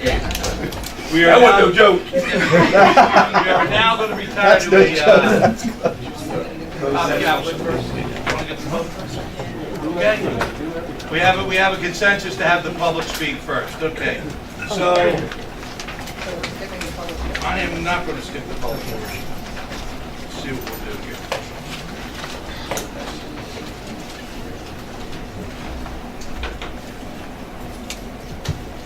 We have a consensus here to go into executive session right before adjournment. Can we do that, Roger? Well, you have to come back and resume whatever business you have, so you need to leave something on the agenda. We need to keep something on the agenda. Is Okay. an adjournment an agenda item, technically? Yeah, it is. Yeah, you can't do it at the end. I said, we'll come back and do the Understood. We'll come adjournment. back and adjourn. Nobody will be here, but we'll do it, Yeah. okay? All right, let's move on. Let's move on. Reflect, I'm not leaving out of the room anyway. All right, let's move on. Reports of special committees. Anybody here have reports of special committees? Chairman, Freeholder? the jail committee met today, and as you know, our director of public safety has just left, and along with our warden, Freeholder Maureen and Freeholder Risley. We had a good meeting, very informative, and the minutes will be forward. Thank you. Any other reports of special committees? Freeholder Gatto? Chairman, not a report, just a request to Jim on the topic of the opioid litigation. You mentioned, Freeholder Bennett being involved. I would just also encourage our LACADA members, or at least the president of LACADA. I'm a liaison to LACADA. I'm happy to be involved too, but I think they should have a voice in whatever is being discussed as well. Thank you. Any other reports of special committees? Seeing none. Any unfinished business? Seeing none. Unfinished business, okay, yes. I'm still asking about the vendor what off. It's not up yet. And it's been down since April 11th. So I just want to know what's going on. Are we working on a firewall? Yeah, we're having difficulty getting it back up. They've been working with the provider over the course of the last week. They just can't seem to get it back up. And what we're doing is on some of the bids, we've been burning discs and sending and notifying individual providers that the discs are available. In particular, we had a recent. RFPs? That's correct. Okay. Well, actually, for bids. Yeah. For example, we had one on Lakeland Beach, which is a big one. My understanding is the paper is about that high, so they had to burn discs. So they're contacting people to send out the discs if they want to take them. They're having a difficult time with that. Chairman, Freeholder Corsi? didn't we have this discussion a month ago? Yeah, can't get it up. They can't get the portal back up. Jerry, if I may, Chairman. Proceed. Any time frame? I mean, there's nothing else we can do to... You want me to hear my conversation with them? Okay. Okay. You can't try to turn that off. Okay. So I'm just saying, I keep saying, why can't we do this with? They I had this that's sidewalk exasperated. conversation I with you, don't- but that sound good. Yeah, no, it's, no. Okay, any other old business? Okay, any new business? New business. Go with Patrick. Okay, thanks. On August 1st, I submitted to the board, the legal counsel, the chairman, the clerks, and copied county council a proposed ordinance that would eliminate the requirement of a non-disclosure agreement as a condition of financial settlement for cases of sexual harassment or sexual assault involving county employees. On August 8th, I received an email from Mr. Steele with a message from County Counsel, Mr. Ferguson, and I quote, these are Mr. Steele's words. He informed me the ordinance was discussed with county administration and is superfluous and unnecessary because a government entity such as the county can't hide behind non-disclosure language that may be in any settlement agreement. He indicated that if a valid OPA request is made, the county is required under the law to disclose the terms of the settlement, notwithstanding any non-disclosure language that may be in settlement agreement or release document, end quote. So without getting into the argument of what is superfluous or not, I would say that giving survivors the choice of whether or not to be free to discuss their experiences is not the same thing as getting a piece of paper through an OPA request, which can only be made if one has knowledge of the settlement to begin with. Additionally, NDAs can serve to protect a hostile environment, leading to serial offenders remaining without consequence. And then in our bylaws, it says that ordinances shall be prepared by the Department of Law upon request of any freeholder. It doesn't say anything about judging the ordinance.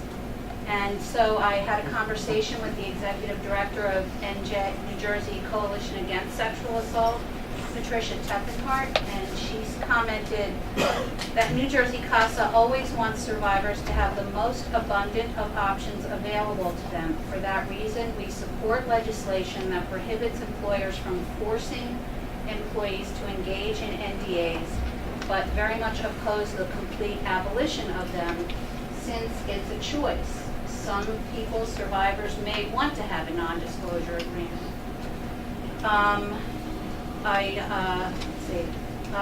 Lost my train of thought. So it's all about choice, and I again request that the ordinance be placed on the next agenda for a freeholder vote. Here. Call the question. Let me, if I may, to my colleague, what is it, and I'm not that astute, so you have to walk me through. What is it that you're proposing for the next agenda that apparently you attempt to have on this agenda that did not make it? The first reading of an ordinance that says that a non-disclosure agreement is not required for a financial settlement to a survivor of sexual assault or harassment. That if there's a, So I'm just trying to figure this out. Proceed. You requested that an ordinance come on, that is correct. and the ordinance did not make it. That is correct. And that was at the request of who? That That it didn't make it? Yes. I believe it was county council. Saying that the request was superfluous. Argument's sake, I'm not a lawyer and that's what they get paid for. Yeah.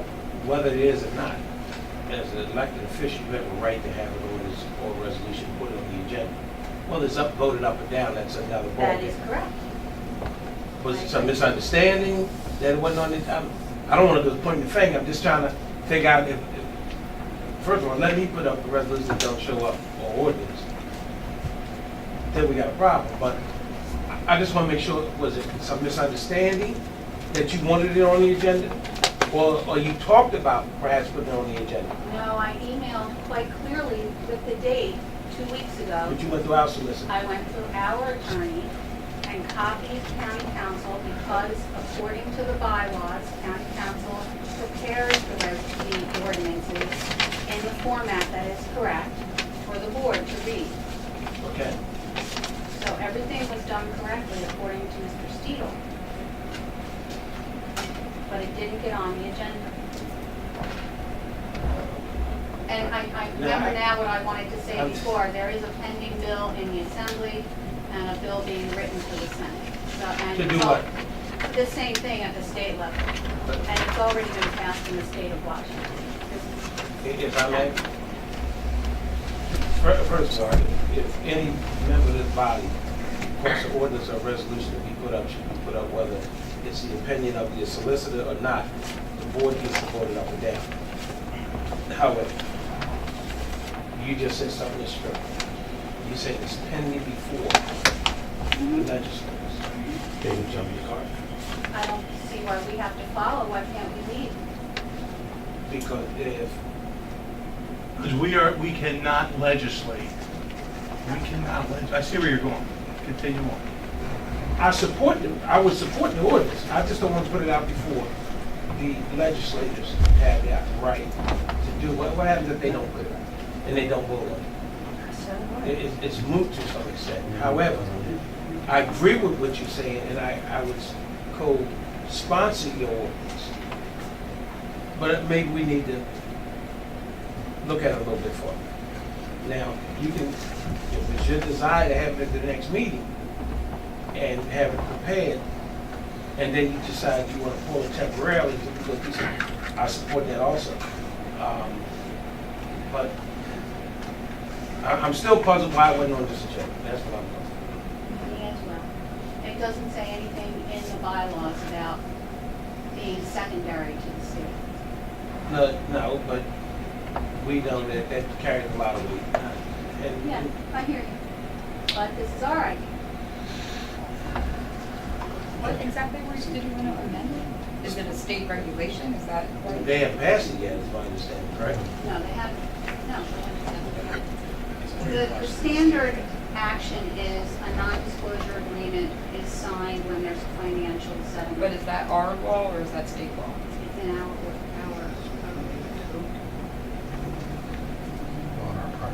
Maybe I can ask if I can. Mr. Ferguson. Yes.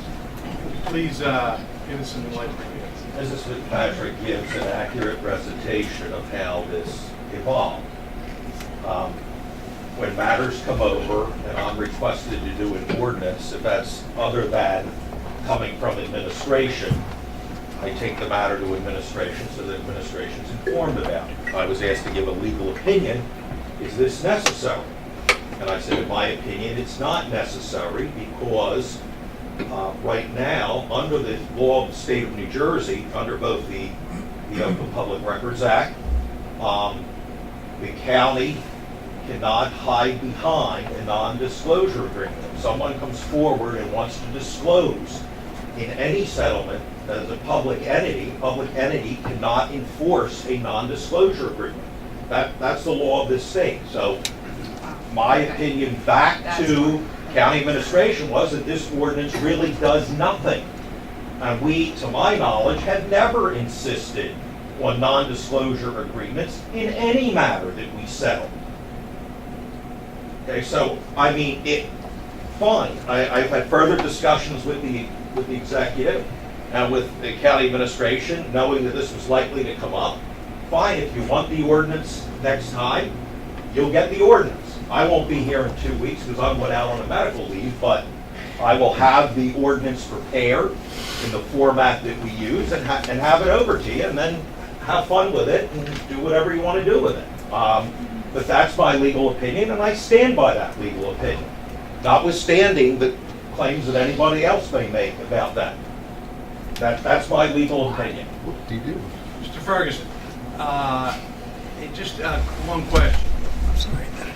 The governor's office and county government is subject to Oprah in the state of New Jersey, is that correct? That's correct. How about the state legislators? To a very small extent.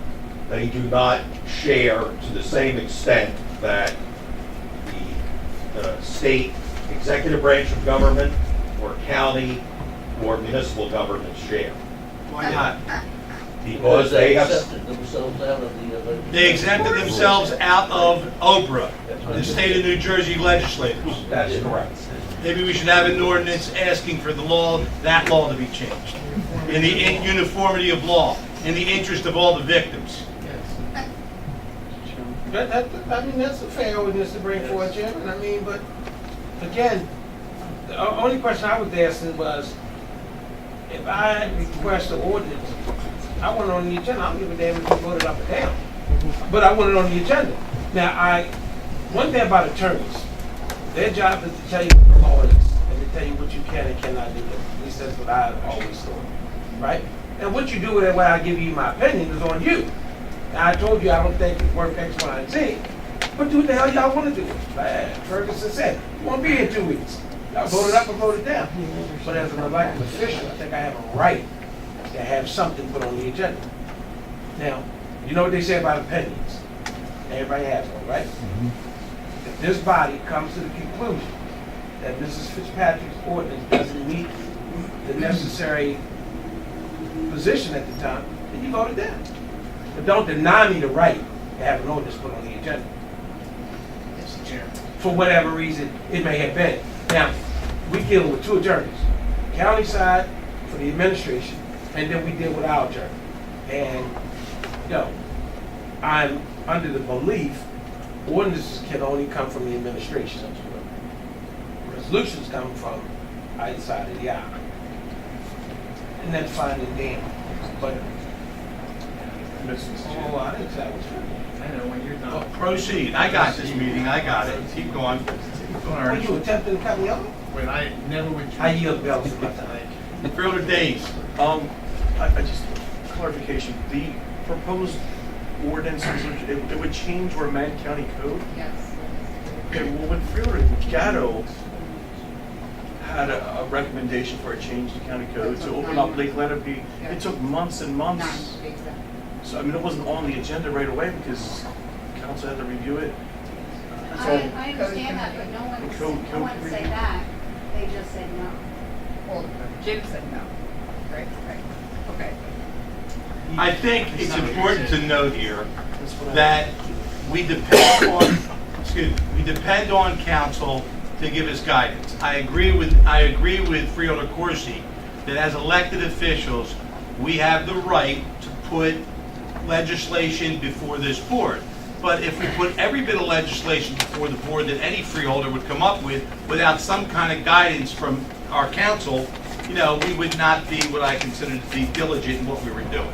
So his opinion to you was it was superfluous, and it made sense because the end you're trying to achieve, and I'm only assuming now from what you just said today, is to allow, the non-disclosure agreements to be discovered, to be able to disclose whatever they want. No, that is not correct.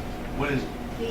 The change is to not require a non-disclosure agreement at all. Okay. When doing a financial settlement. Except when the victim wants a non-disclosure agreement. That is So correct. there would be ambiguity that you'd have to be in the language, because if you change the code to say something absolute, you can't preclude the individuals that want to have the non-disclosure agreement. It So, does say that. well, I'm just saying, I want to clarify that, because we are talking about the victim's rights, not just to change the code. Okay.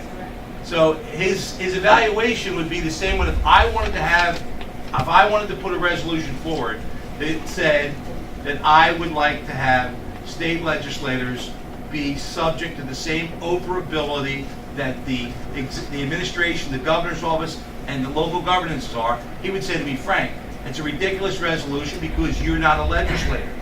And I could put it up, and we could all vote for it, and I'd feel good. I'm not saying this just to feel good. I'm not putting it down. But yes, sir. Mr. Chairman, let me just say one thing. I'm not so sure that a victim who settles a lawsuit would have the right to say, I want a non-disclosure agreement and you can't disclose it. I believe that if language was in a settlement agreement or any document that ends a lawsuit, and we put language like that in, and the press found out that the case was pending by checking court dockets or whatever, and opened those records, I believe that the Government Records Council would rule, and any court of law would rule, that those documents have to be disclosed, notwithstanding what the victim of that wants. That's my belief of what the law is, and I'll give you an example. We had a case, this was before I was county council. My predecessor, Mr. Nugent, was involved in a case that settled. I believe the attorney on the other side was Mr. Van Syke, who is well known. His client, for whatever reason, wanted a non-disclosure agreement. The press found out that the matter had been on the court docket and had settled. They demanded those release warrant documents and whatever, and notwithstanding the non-disclosure agreement that the plaintiff wanted, we had to disclose those documents. So, I mean, look, the ordinance, the form of the ordinance will be prepared, it'll be ready for the next meeting, and then I leave it to you. I've stated my opinion.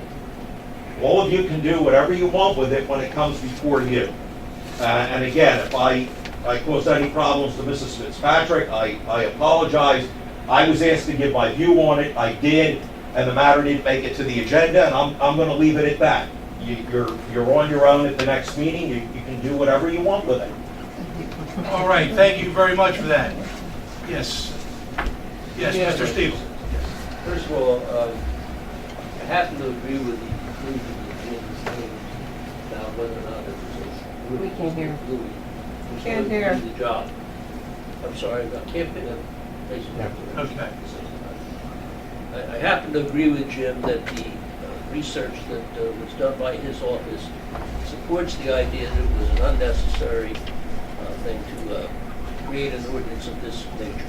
What I want to suggest, though, out of this experience, is that just because it says in the bylaws that ordinances will be prepared by the county Department of Law, or that it says resolutions will be prepared by the legislative council, doesn't mean it's a good idea. Sometimes things that people want to do are at least partially illegal, unauthorized. You need to have the benefit of council's thinking, particularly if you're going to be changing the county code with something as significant and substantial as this ordinance is.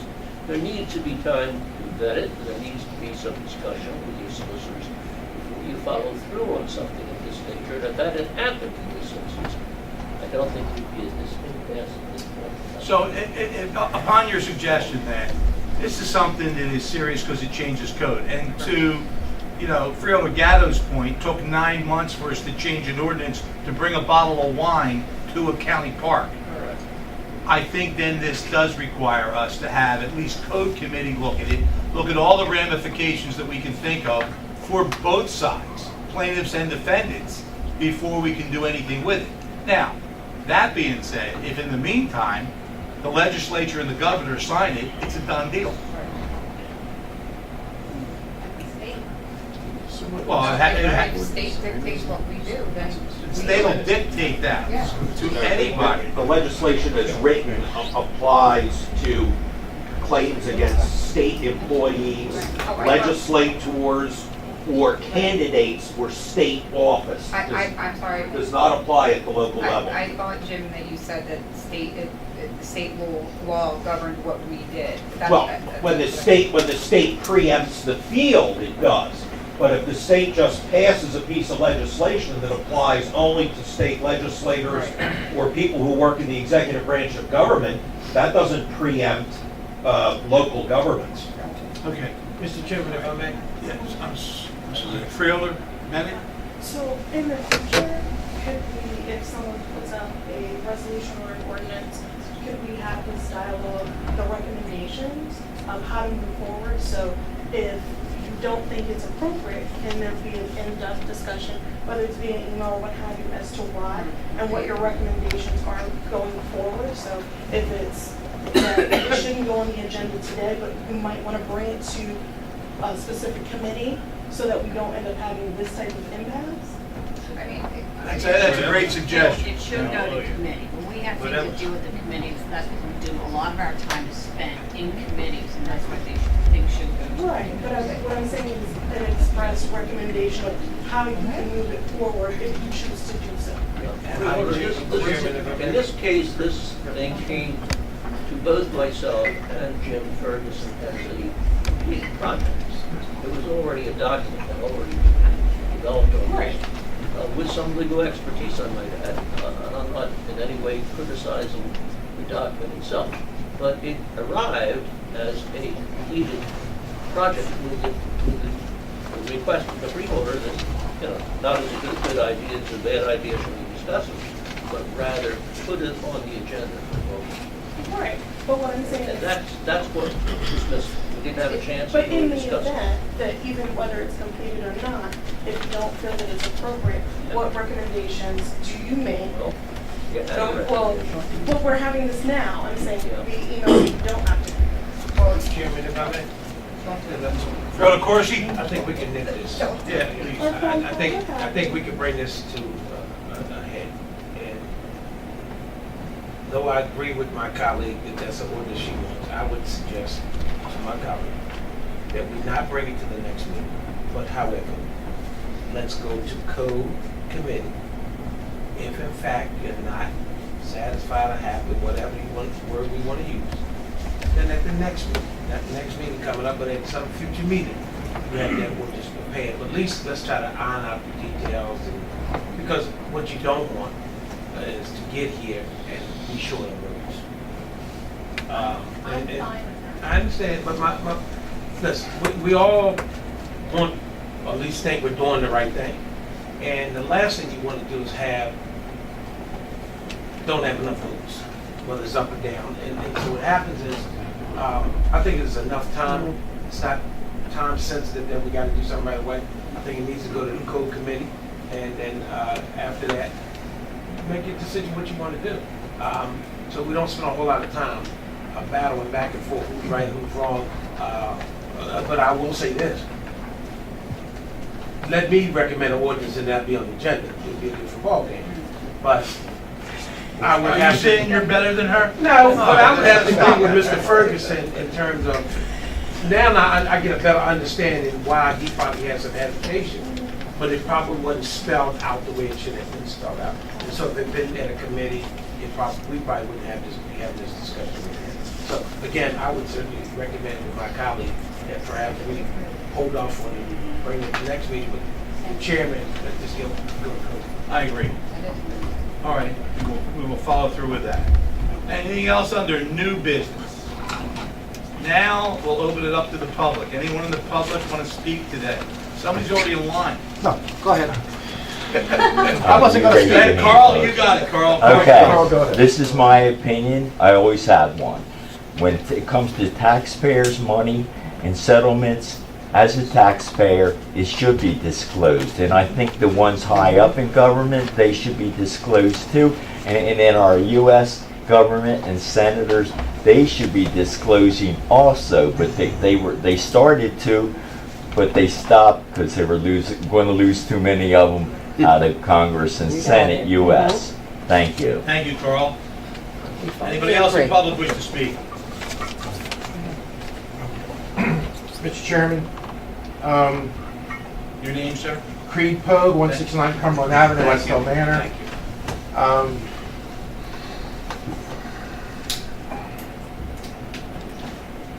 Today, Creed. I know, I'm just trying to make sure. I want to say that I'm happy with where county council wound up on this particular matter. But there's been an issue at various times between the difference of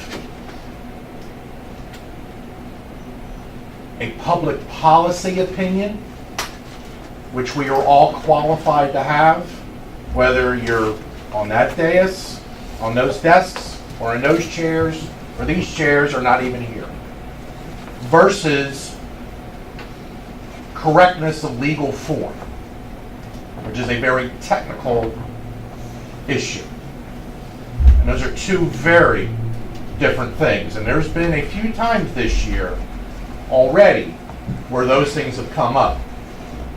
And with all respect, it should not matter that it's the loudmouths like Freeholder Corsi or myself bringing something up, or people having to figuratively bang the desk or whatever to move something along.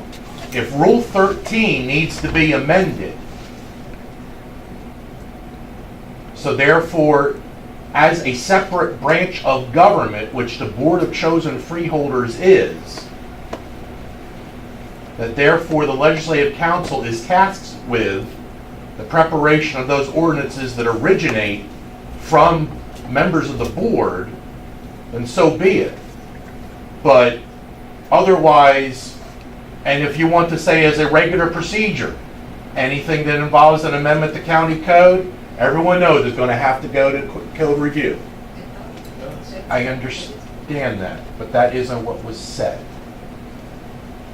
And so that makes a very, at the time, Mr. Chairman, that's all I'm talking at the time. That path, as Freeholder Bennett was talking about, was not in fact communicated versus a public policy determination that the said ordinance was considered superfluous. That isn't, well, you didn't go through the right path, that's, don't waste our time. Those are two very different things, and I'm not saying that it was the intention of anyone to say it in a particular way. On the particular issue, there are various, at least websites out there from various former county employees that have all sorts of allegations of all sorts of things. I don't know if I want to test what is operable or not, because I tried the Oprah Freehold resolution request forms and was told those are internal deliberative documents, even though it is a statement by an elected official asking that something be done. And I don't know if I want to take that to GRC or not, that's a whole other question. But going also to what had happened with the vote for the public safety director, Rule 17 is very, I think, explicit on this, that there is supposed to be interviewed by the freeholder sitting as committee of the whole in executive session. So therefore, if there are questions raised by anybody, again, whether it is felt that they are thoroughly valid or not, there is the opportunity, instead of being told that won't be entertained at this time, and understanding why that is. We're talking in public about people's reputations, and there's various information which may well be some validity. It may turn out not to be as valid.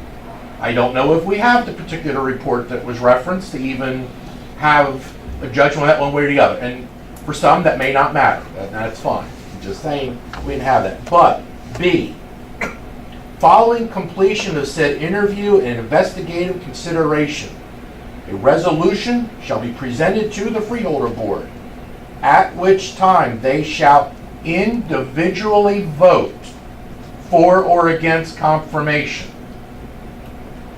And so I'm happy, Mr. Chairman, that we're saying everything's going to be a roll call on that, but certainly where there may have been some confusion on where the ayes and the nays were called for and how that was done. The point was, there was an opportunity for an opposing vote, and it was not voiced. And Mr. Chairman, I understand that. I would say, it's, personally as a witness, I didn't think it had happened either, that there had been a call for the nays. And I'm willing to say I stand corrected. Right, but I'm just saying that it's supposed to be a roll call. So it wouldn't be the ayes and the nays. It would be a roll call. And therefore, I would defer to council on that. you've got it in the bylaws. You have to abide by the The bylaws. bylaws say an individual vote. That's what separates that and differentiates it from an aye and a For nay. or against. That's what separates and differentiates it from an aye or a nay vote. Right. Which incidentally is a form of a roll call vote. This was not by acclamation. This was a call for voice votes. Voice vote and roll call are two different things according to every parliamentary authority out there. No. Oh. Sorry. All right. It's not so. Look up chapter 13 of Robert's Rules of Orders. It's fine. Okay. Anything else, Creed? No, sir. Okay, thank you for your comments. Anybody else in the public wish to speak? Oh, man. Thank you, Mr. Chairman. My name is Ken Hazer. I'm mayor of Weymouth Township. I'm also vice president of the Atlantic County Mayors Association. I came today because we were talking about the Atlantic City Rail Line, and I want to offer any that you want to do with in joint with the Atlantic County Mayors Association. We're here to work together with you. We've done some good things in the past, and we're here, I'm representing The them. Mayor's Association holds a lot of weight, got 13.5%. Right. We did. We've worked well together, and I just, whatever you need from us to do, we're there. Thank you. Thank you, Mayor. Thank you very much. Anyone else in the public wish to speak? Yes, ma'am. You can stay right there. Green sits down, you can sit down. So I don't trip. Hi, I'm Eileen Tolan, and I live on Dolphin Avenue in Northfield. And last week I went to the open house, along with hundreds of other people, of the assemblymen in Northfield. And I was lucky enough to be able to view the Hope One van that has been put together from the sheriff's office. I want to read something that I put together, and then we'll go from there. You all know that my daughter announced at the last meeting she was at that she's a recovering addict. So this means a lot to me. And I do have her permission to say this. And Maureen, thank you. I want to tell you a story about a man and a woman who were married and blessed with 4 beautiful, healthy children. He was a TV producer, director for Boston Sports, and she was a stay-at-home mom. All 4 of the kids were unique, but they were treated equally. They were all afforded the best educations available. They all went to college, and interestingly enough, 3 have degrees in various forms of media, the 4th a degree in elementary education. 3 of the 4 went on to live what most people would call a normal life. They married, had children, owned homes, and have successful careers. The 4th one was lost. The reason the 4th child needed special help is insignificant, but her parents, who by now were divorced, neglected to understand her needs. We were okay parents, but untrained in diagnosing severe depression and anxiety. So were the doctors and the therapists who called her a kid, just going through being a kid. So as the story goes, she began to self-medicate. This went on for about 15 years before I got a call from her employer who told me that my little girl was a drug addict in Maine and she was undergoing treatment. Shortly thereafter, she moved to New Jersey to get away from the drugs and lived with my mother and me. Now it was my problem and I couldn't ignore it. Here's where the dilemma starts. Where do we find help for her? She was on a methadone program and jumped from one job to another, just barely earning enough pay to pay for the methadone. Somehow I found NAMI and the Mental Health Association, which saved our lives. She had no health insurance, but was able to get on a program with the state and was able to see therapists, psychiatrists, primary care, etc.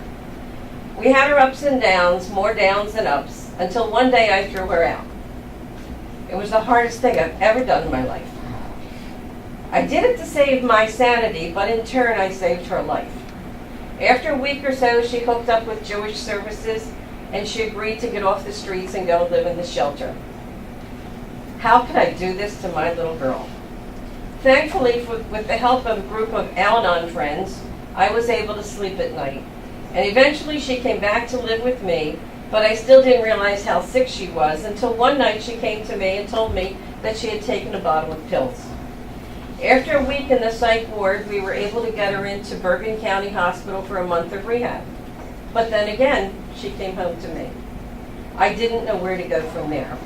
This is why we in Atlantic County so desperately need the Hope One van.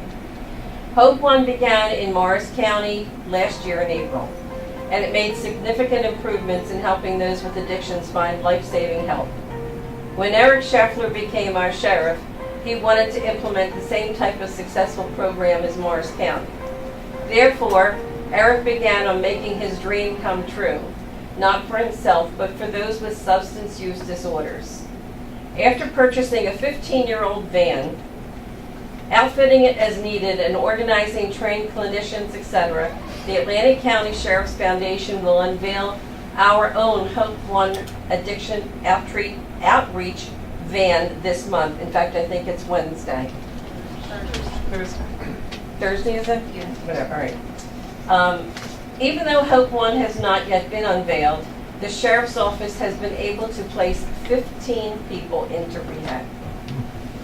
Unless you've walked in my shoes, you have no idea what a miracle the sheriff's office has made possible. The van will travel to hot spots in the county where help is most needed. Hope One will be a gateway to people, to bring people into the system of recovery from beginning to end. But there really never is a true end. Therefore, the follow-up program becomes a central part of the program. I'm so lucky that I never got that phone call that no parent wants to receive. And for those of you in this room who can't relate, one of these days you will understand when it knocks at your door. Luckily, by that time, you will have a one-stop shop with Hope One. But it takes money to keep this program alive for our neighbors, our friends, and our families. I'm going to propose something right here that we all try to contribute by setting up a monthly donation program, the same as we do when animals need help. That's $19 a month. If we treated humans the same way, just think, 100 of us, if we had a $5 withdrawal every month into a system, 100 of us, we'd give them $6,000 extra a year to work with. If 1,000 people did it, it would be $60,000. I know everybody's asking for donations now with elections coming up, but $5 a month is 16 cents a day. Not only to save the life of the addict, but also to save the life of the families. And I'd like to know if the freeholders are planning on doing anything to help with Hope One or whatever, because I spoke to them today and we're going to see what we can work out about setting up this type of a program where people can go on a website and just donate $5 a month. And you know yourself, when you have deductions taken out of your paycheck, the first couple of weeks you mean something. After that, you don't even realize it's gone. So anyway, that's thank you. Thank you. Anyone else in the public wish to speak? Sir. Hi, I'm Jesse Kapka. I work for Enterprise. We have 5 locations in Atlantic County. I'm a little shook up, so I'll try to calm myself. Sure. I'm a big supporter of transit, and I particularly resonated with what you said, Ms. Gatto, on the strength of South Jersey and how we oftentimes take the brunt of it from New Jersey Transit. I'm coming with a plan B. We are a commuter van pool provider. Enterprise Rideshare is Enterprise's branch that serves commuting. The reason I particularly wanted to make everyone aware of that is what you see, what I've seen over my 12 years of commuter transportation, is that people who leave transit and have to leave their job or buy a car don't come back to transit, and that would be a very bad thing for the Atlantic City Rail Line. So our program is a month-to-month program where you can use a van pool on highways a lot faster than the bus is going to be. And for your constituents and for employers in Atlantic County, I think we might be able to be a solution just for this, hopefully 4-month time period where we don't have the rail. Obviously, I'm hoping I'm Plan B and we never have to use Plan B. I'm a lifelong South Jersey guy and don't want to see that happen. But if it does happen, Enterprise is here to help, and I definitely want to make myself available to the mayors and any of you to help your constituents with that if you hear from that concern, you're on that concern. Thank you. Can you email information to us? Absolutely. So we can get out to the constituents? Certainly will. That would be great. Thank you. Anyone else in the public wish to speak? Saying none, we'll close the public portion. Chairman, Roll the portion. if I may, real quickly, when do you think it's a motion to vote? Yes. Just to vote it up.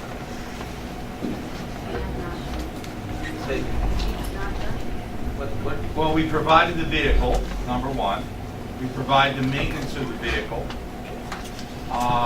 We do repairs on it as well. Staff, gas. So we're looking, I know the sheriff has other ideas of what we should be, what he wants, and he's been asked to make proposals. I don't know if those proposals have gone into the administration or not, but. Jerry, is that a yes or no? No, The proposals, have they come to you yet? What I'm saying is, what you talked about here was that the vehicle was $27,000. I called the sheriff. The sheriff said to me, it's not $27,000, it's $80,000. And so he sent me all those materials. I have all those materials. And so, and ironically, the meeting is tomorrow to go over our replacement. But so you have to understand, they've asked for 7 vehicles in their replacement plan. So, we're in the process of looking at replacing 7 more of their vehicles. Let me ask you this question, Chairman, if I may. It's a 15-year-old vehicle, 15-year-old vehicle that they rehab, correct? Yeah. Yes. And you indicated that they are in the process of getting 7 new vehicles. 7, right, that's exactly So right. will one of those vehicles be replacing this 15? What are you gonna do with this 15-year? Well, I mean, I think the long-range goal for the county was looking at taking the one that's newer, because we're looking at replacing some of those vans, and which we get the money through a variety of sources. One of which is called the Congestive Management Air Quality vehicles. We get them through NJ Transit. The money goes to NJ Transit. They buy for the state, and then they give vehicles out to Power Transit Systems. So we would probably, look back, talk to the sheriff about that. We would try to continue to help him in that way. But Jerry, let me ask you this question. You indicated we give them staff, we give them maintenance, we give them gas, we give them all of that stuff. It's got a county tag on it, I would assume, et cetera. What else do they need? $80,000. I'm not trying to be facetious. Yeah. For what? I'm not trying to be, maybe I'm missing something. The van is $27,000. The logoing and all that is about $2,000. And then about 30 more thousand, or maybe it's $36,000 more dollars, is to fit it up with the interior design for their, bringing people into it, interviewing them, air conditioning on the top, a portable generator, link systems with that it can support itself with communication and all that. It's a pretty extensive thing, So I'll share what he shared with me, how we got that. I had this conversation with Freeholder Fitzpatrick, and I don't want to beat this thing to death. He came in and gave us one plan, and then when I talked to the administration, it's something totally different. So I'm a little confused. Some of y'all confused. I'm confused because we need to know what the whole package is. And so, which is $80,000. What else is? Well, I'll send it to you. Okay. The 27, he told me it's 27. It's a strip metallic body. And then you have to put in everything else, like the chairman said. And I'll send it to you. It's delineated. You'll see that it's outlined. It's like you would go to a car dealer, and it'll say on the side what the vehicle costs and all the options. So that I'll send it there. Because I don't want this to become political football. Right. Let me say this to you. When I talked to him, he said, "Jerry, I'm not waiting for anybody. I'm moving right along." He said to me at National Night Out when I talked to him. Same exact thing. Yeah. If he had waited, he wouldn't have 15 people have gone through rehab already. Okay. I just have a couple things to say in reference to, do you mind? Please. Reserve your time. Okay. I've had some conversations as well, and I've looked at how some other counties have done it. So some of the other counties come under the prosecutor's office. They've gotten their vehicles the same way. Sheriff, you've got his vehicle, was through something that's not used. Some of them were able to get something a little newer because the program wasn't working, might have been 7 years old, and that's how they got, certain vans. So they get them through vans that aren't being used, which Jerry said he's going to continue to do as we're changing our fleets over. So if another vehicle, as soon as another vehicle becomes available, he can get even a newer vehicle. Okay, so that's part of of that conversation. I do know as any new project you start like this, there are other things that come up, and I do know he's going to ask for things like Sharpie, which there could be a nice price tag to that as well, for to have it in there because they're going to do training, etc. within that van, and that's going to be a pretty important component to what they're doing. So there are other things he's gonna ask for. This $80,000, which I do have, one you can have my copy, this $80,000 is a brand new van. Okay, so we obviously are not going in that direction, did not go in that direction. But there are other things that he's gonna come back and ask you for, like the Narcan, things like that. Because I thought one of the meetings we committed to some dollars, I just didn't know what. Well, I think when you first started, it was like, okay, new one was being this much, and then you got into it, it ended up being a new one went up to $80,000. But, you know, and again, look at other people's, how they did it, they're doing the same thing, they're looking at vehicles, the used vehicle, and then having that. So, you have the next vehicle, that might be better, probably go this way, right there. Freeholder Bennett? So do you have a timeline of when we expect to have this implemented?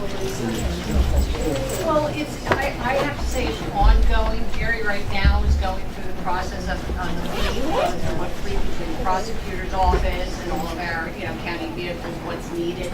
So he's doing that now. Once he gets through that, he can see if there's a vehicle then that he's replacing that he has in that aspect. But also, I just want to clear that there are other things he's going to need, like the Narcan, which would be like $10,000. Well, I think we should just have the sheriff give us a submission and what is critical in his timeline, and see if we can address it or not, where we can find the funding, and And he's having those conversations with Jerry. He's having those conversations, and I think when we keep bringing it up here, we just go report back to Jerry, and Jerry's giving us information as to how those conversations are going. But really, I think the Narcan was about $10,000. I think Jerry made a good point. He provided us that information. Yes. Right. So just one more thing. Once we get to the point of what the additional stuff that he's going to need, if we're not able to, let's say, meet that in a dollar amount, where would we help him in terms of applying for grant funding to make that goal? Well, no, it's a good question. I think that Narcan has a variety of funding sources. There are plenty of large hospital chains, or I should say corporate hospitals, that have provided it for different counties. If you went to our opioid summit, you would have seen that. So I think it's just something that that has to be put into a program that we can digest within our legality, whatever it is. And then as we make the budget up for next year, we'll see what it is. Just a logistics question on that. So for 2019 budget year, he would build this into a sheriff's department budget as a program. And that's how he would request the funding. Whatever. You didn't say that then. He started his own foundation. Well, and that's a whole different animal. That's a whole different animal. Okay. We don't have the concept. Nice seeing you again, and All right. your train's been going for years. At this point, anything else, freeholders? Kenny Seeland. That is not a 20. Freeholders, do we have any other discussion? Maybe At this point, we are then going to go in our executive session. We will. How do we do it? We adjourn the meeting and. No, we adjourn the executive. We're going to stay here. We leave. All right. Well, I'll take a motion to go into executive session. Mr. Chairman. At 6:38 p.m. and motion to adjourn the regular meeting. Second. All those in favor say aye. Aye. Opposed? No.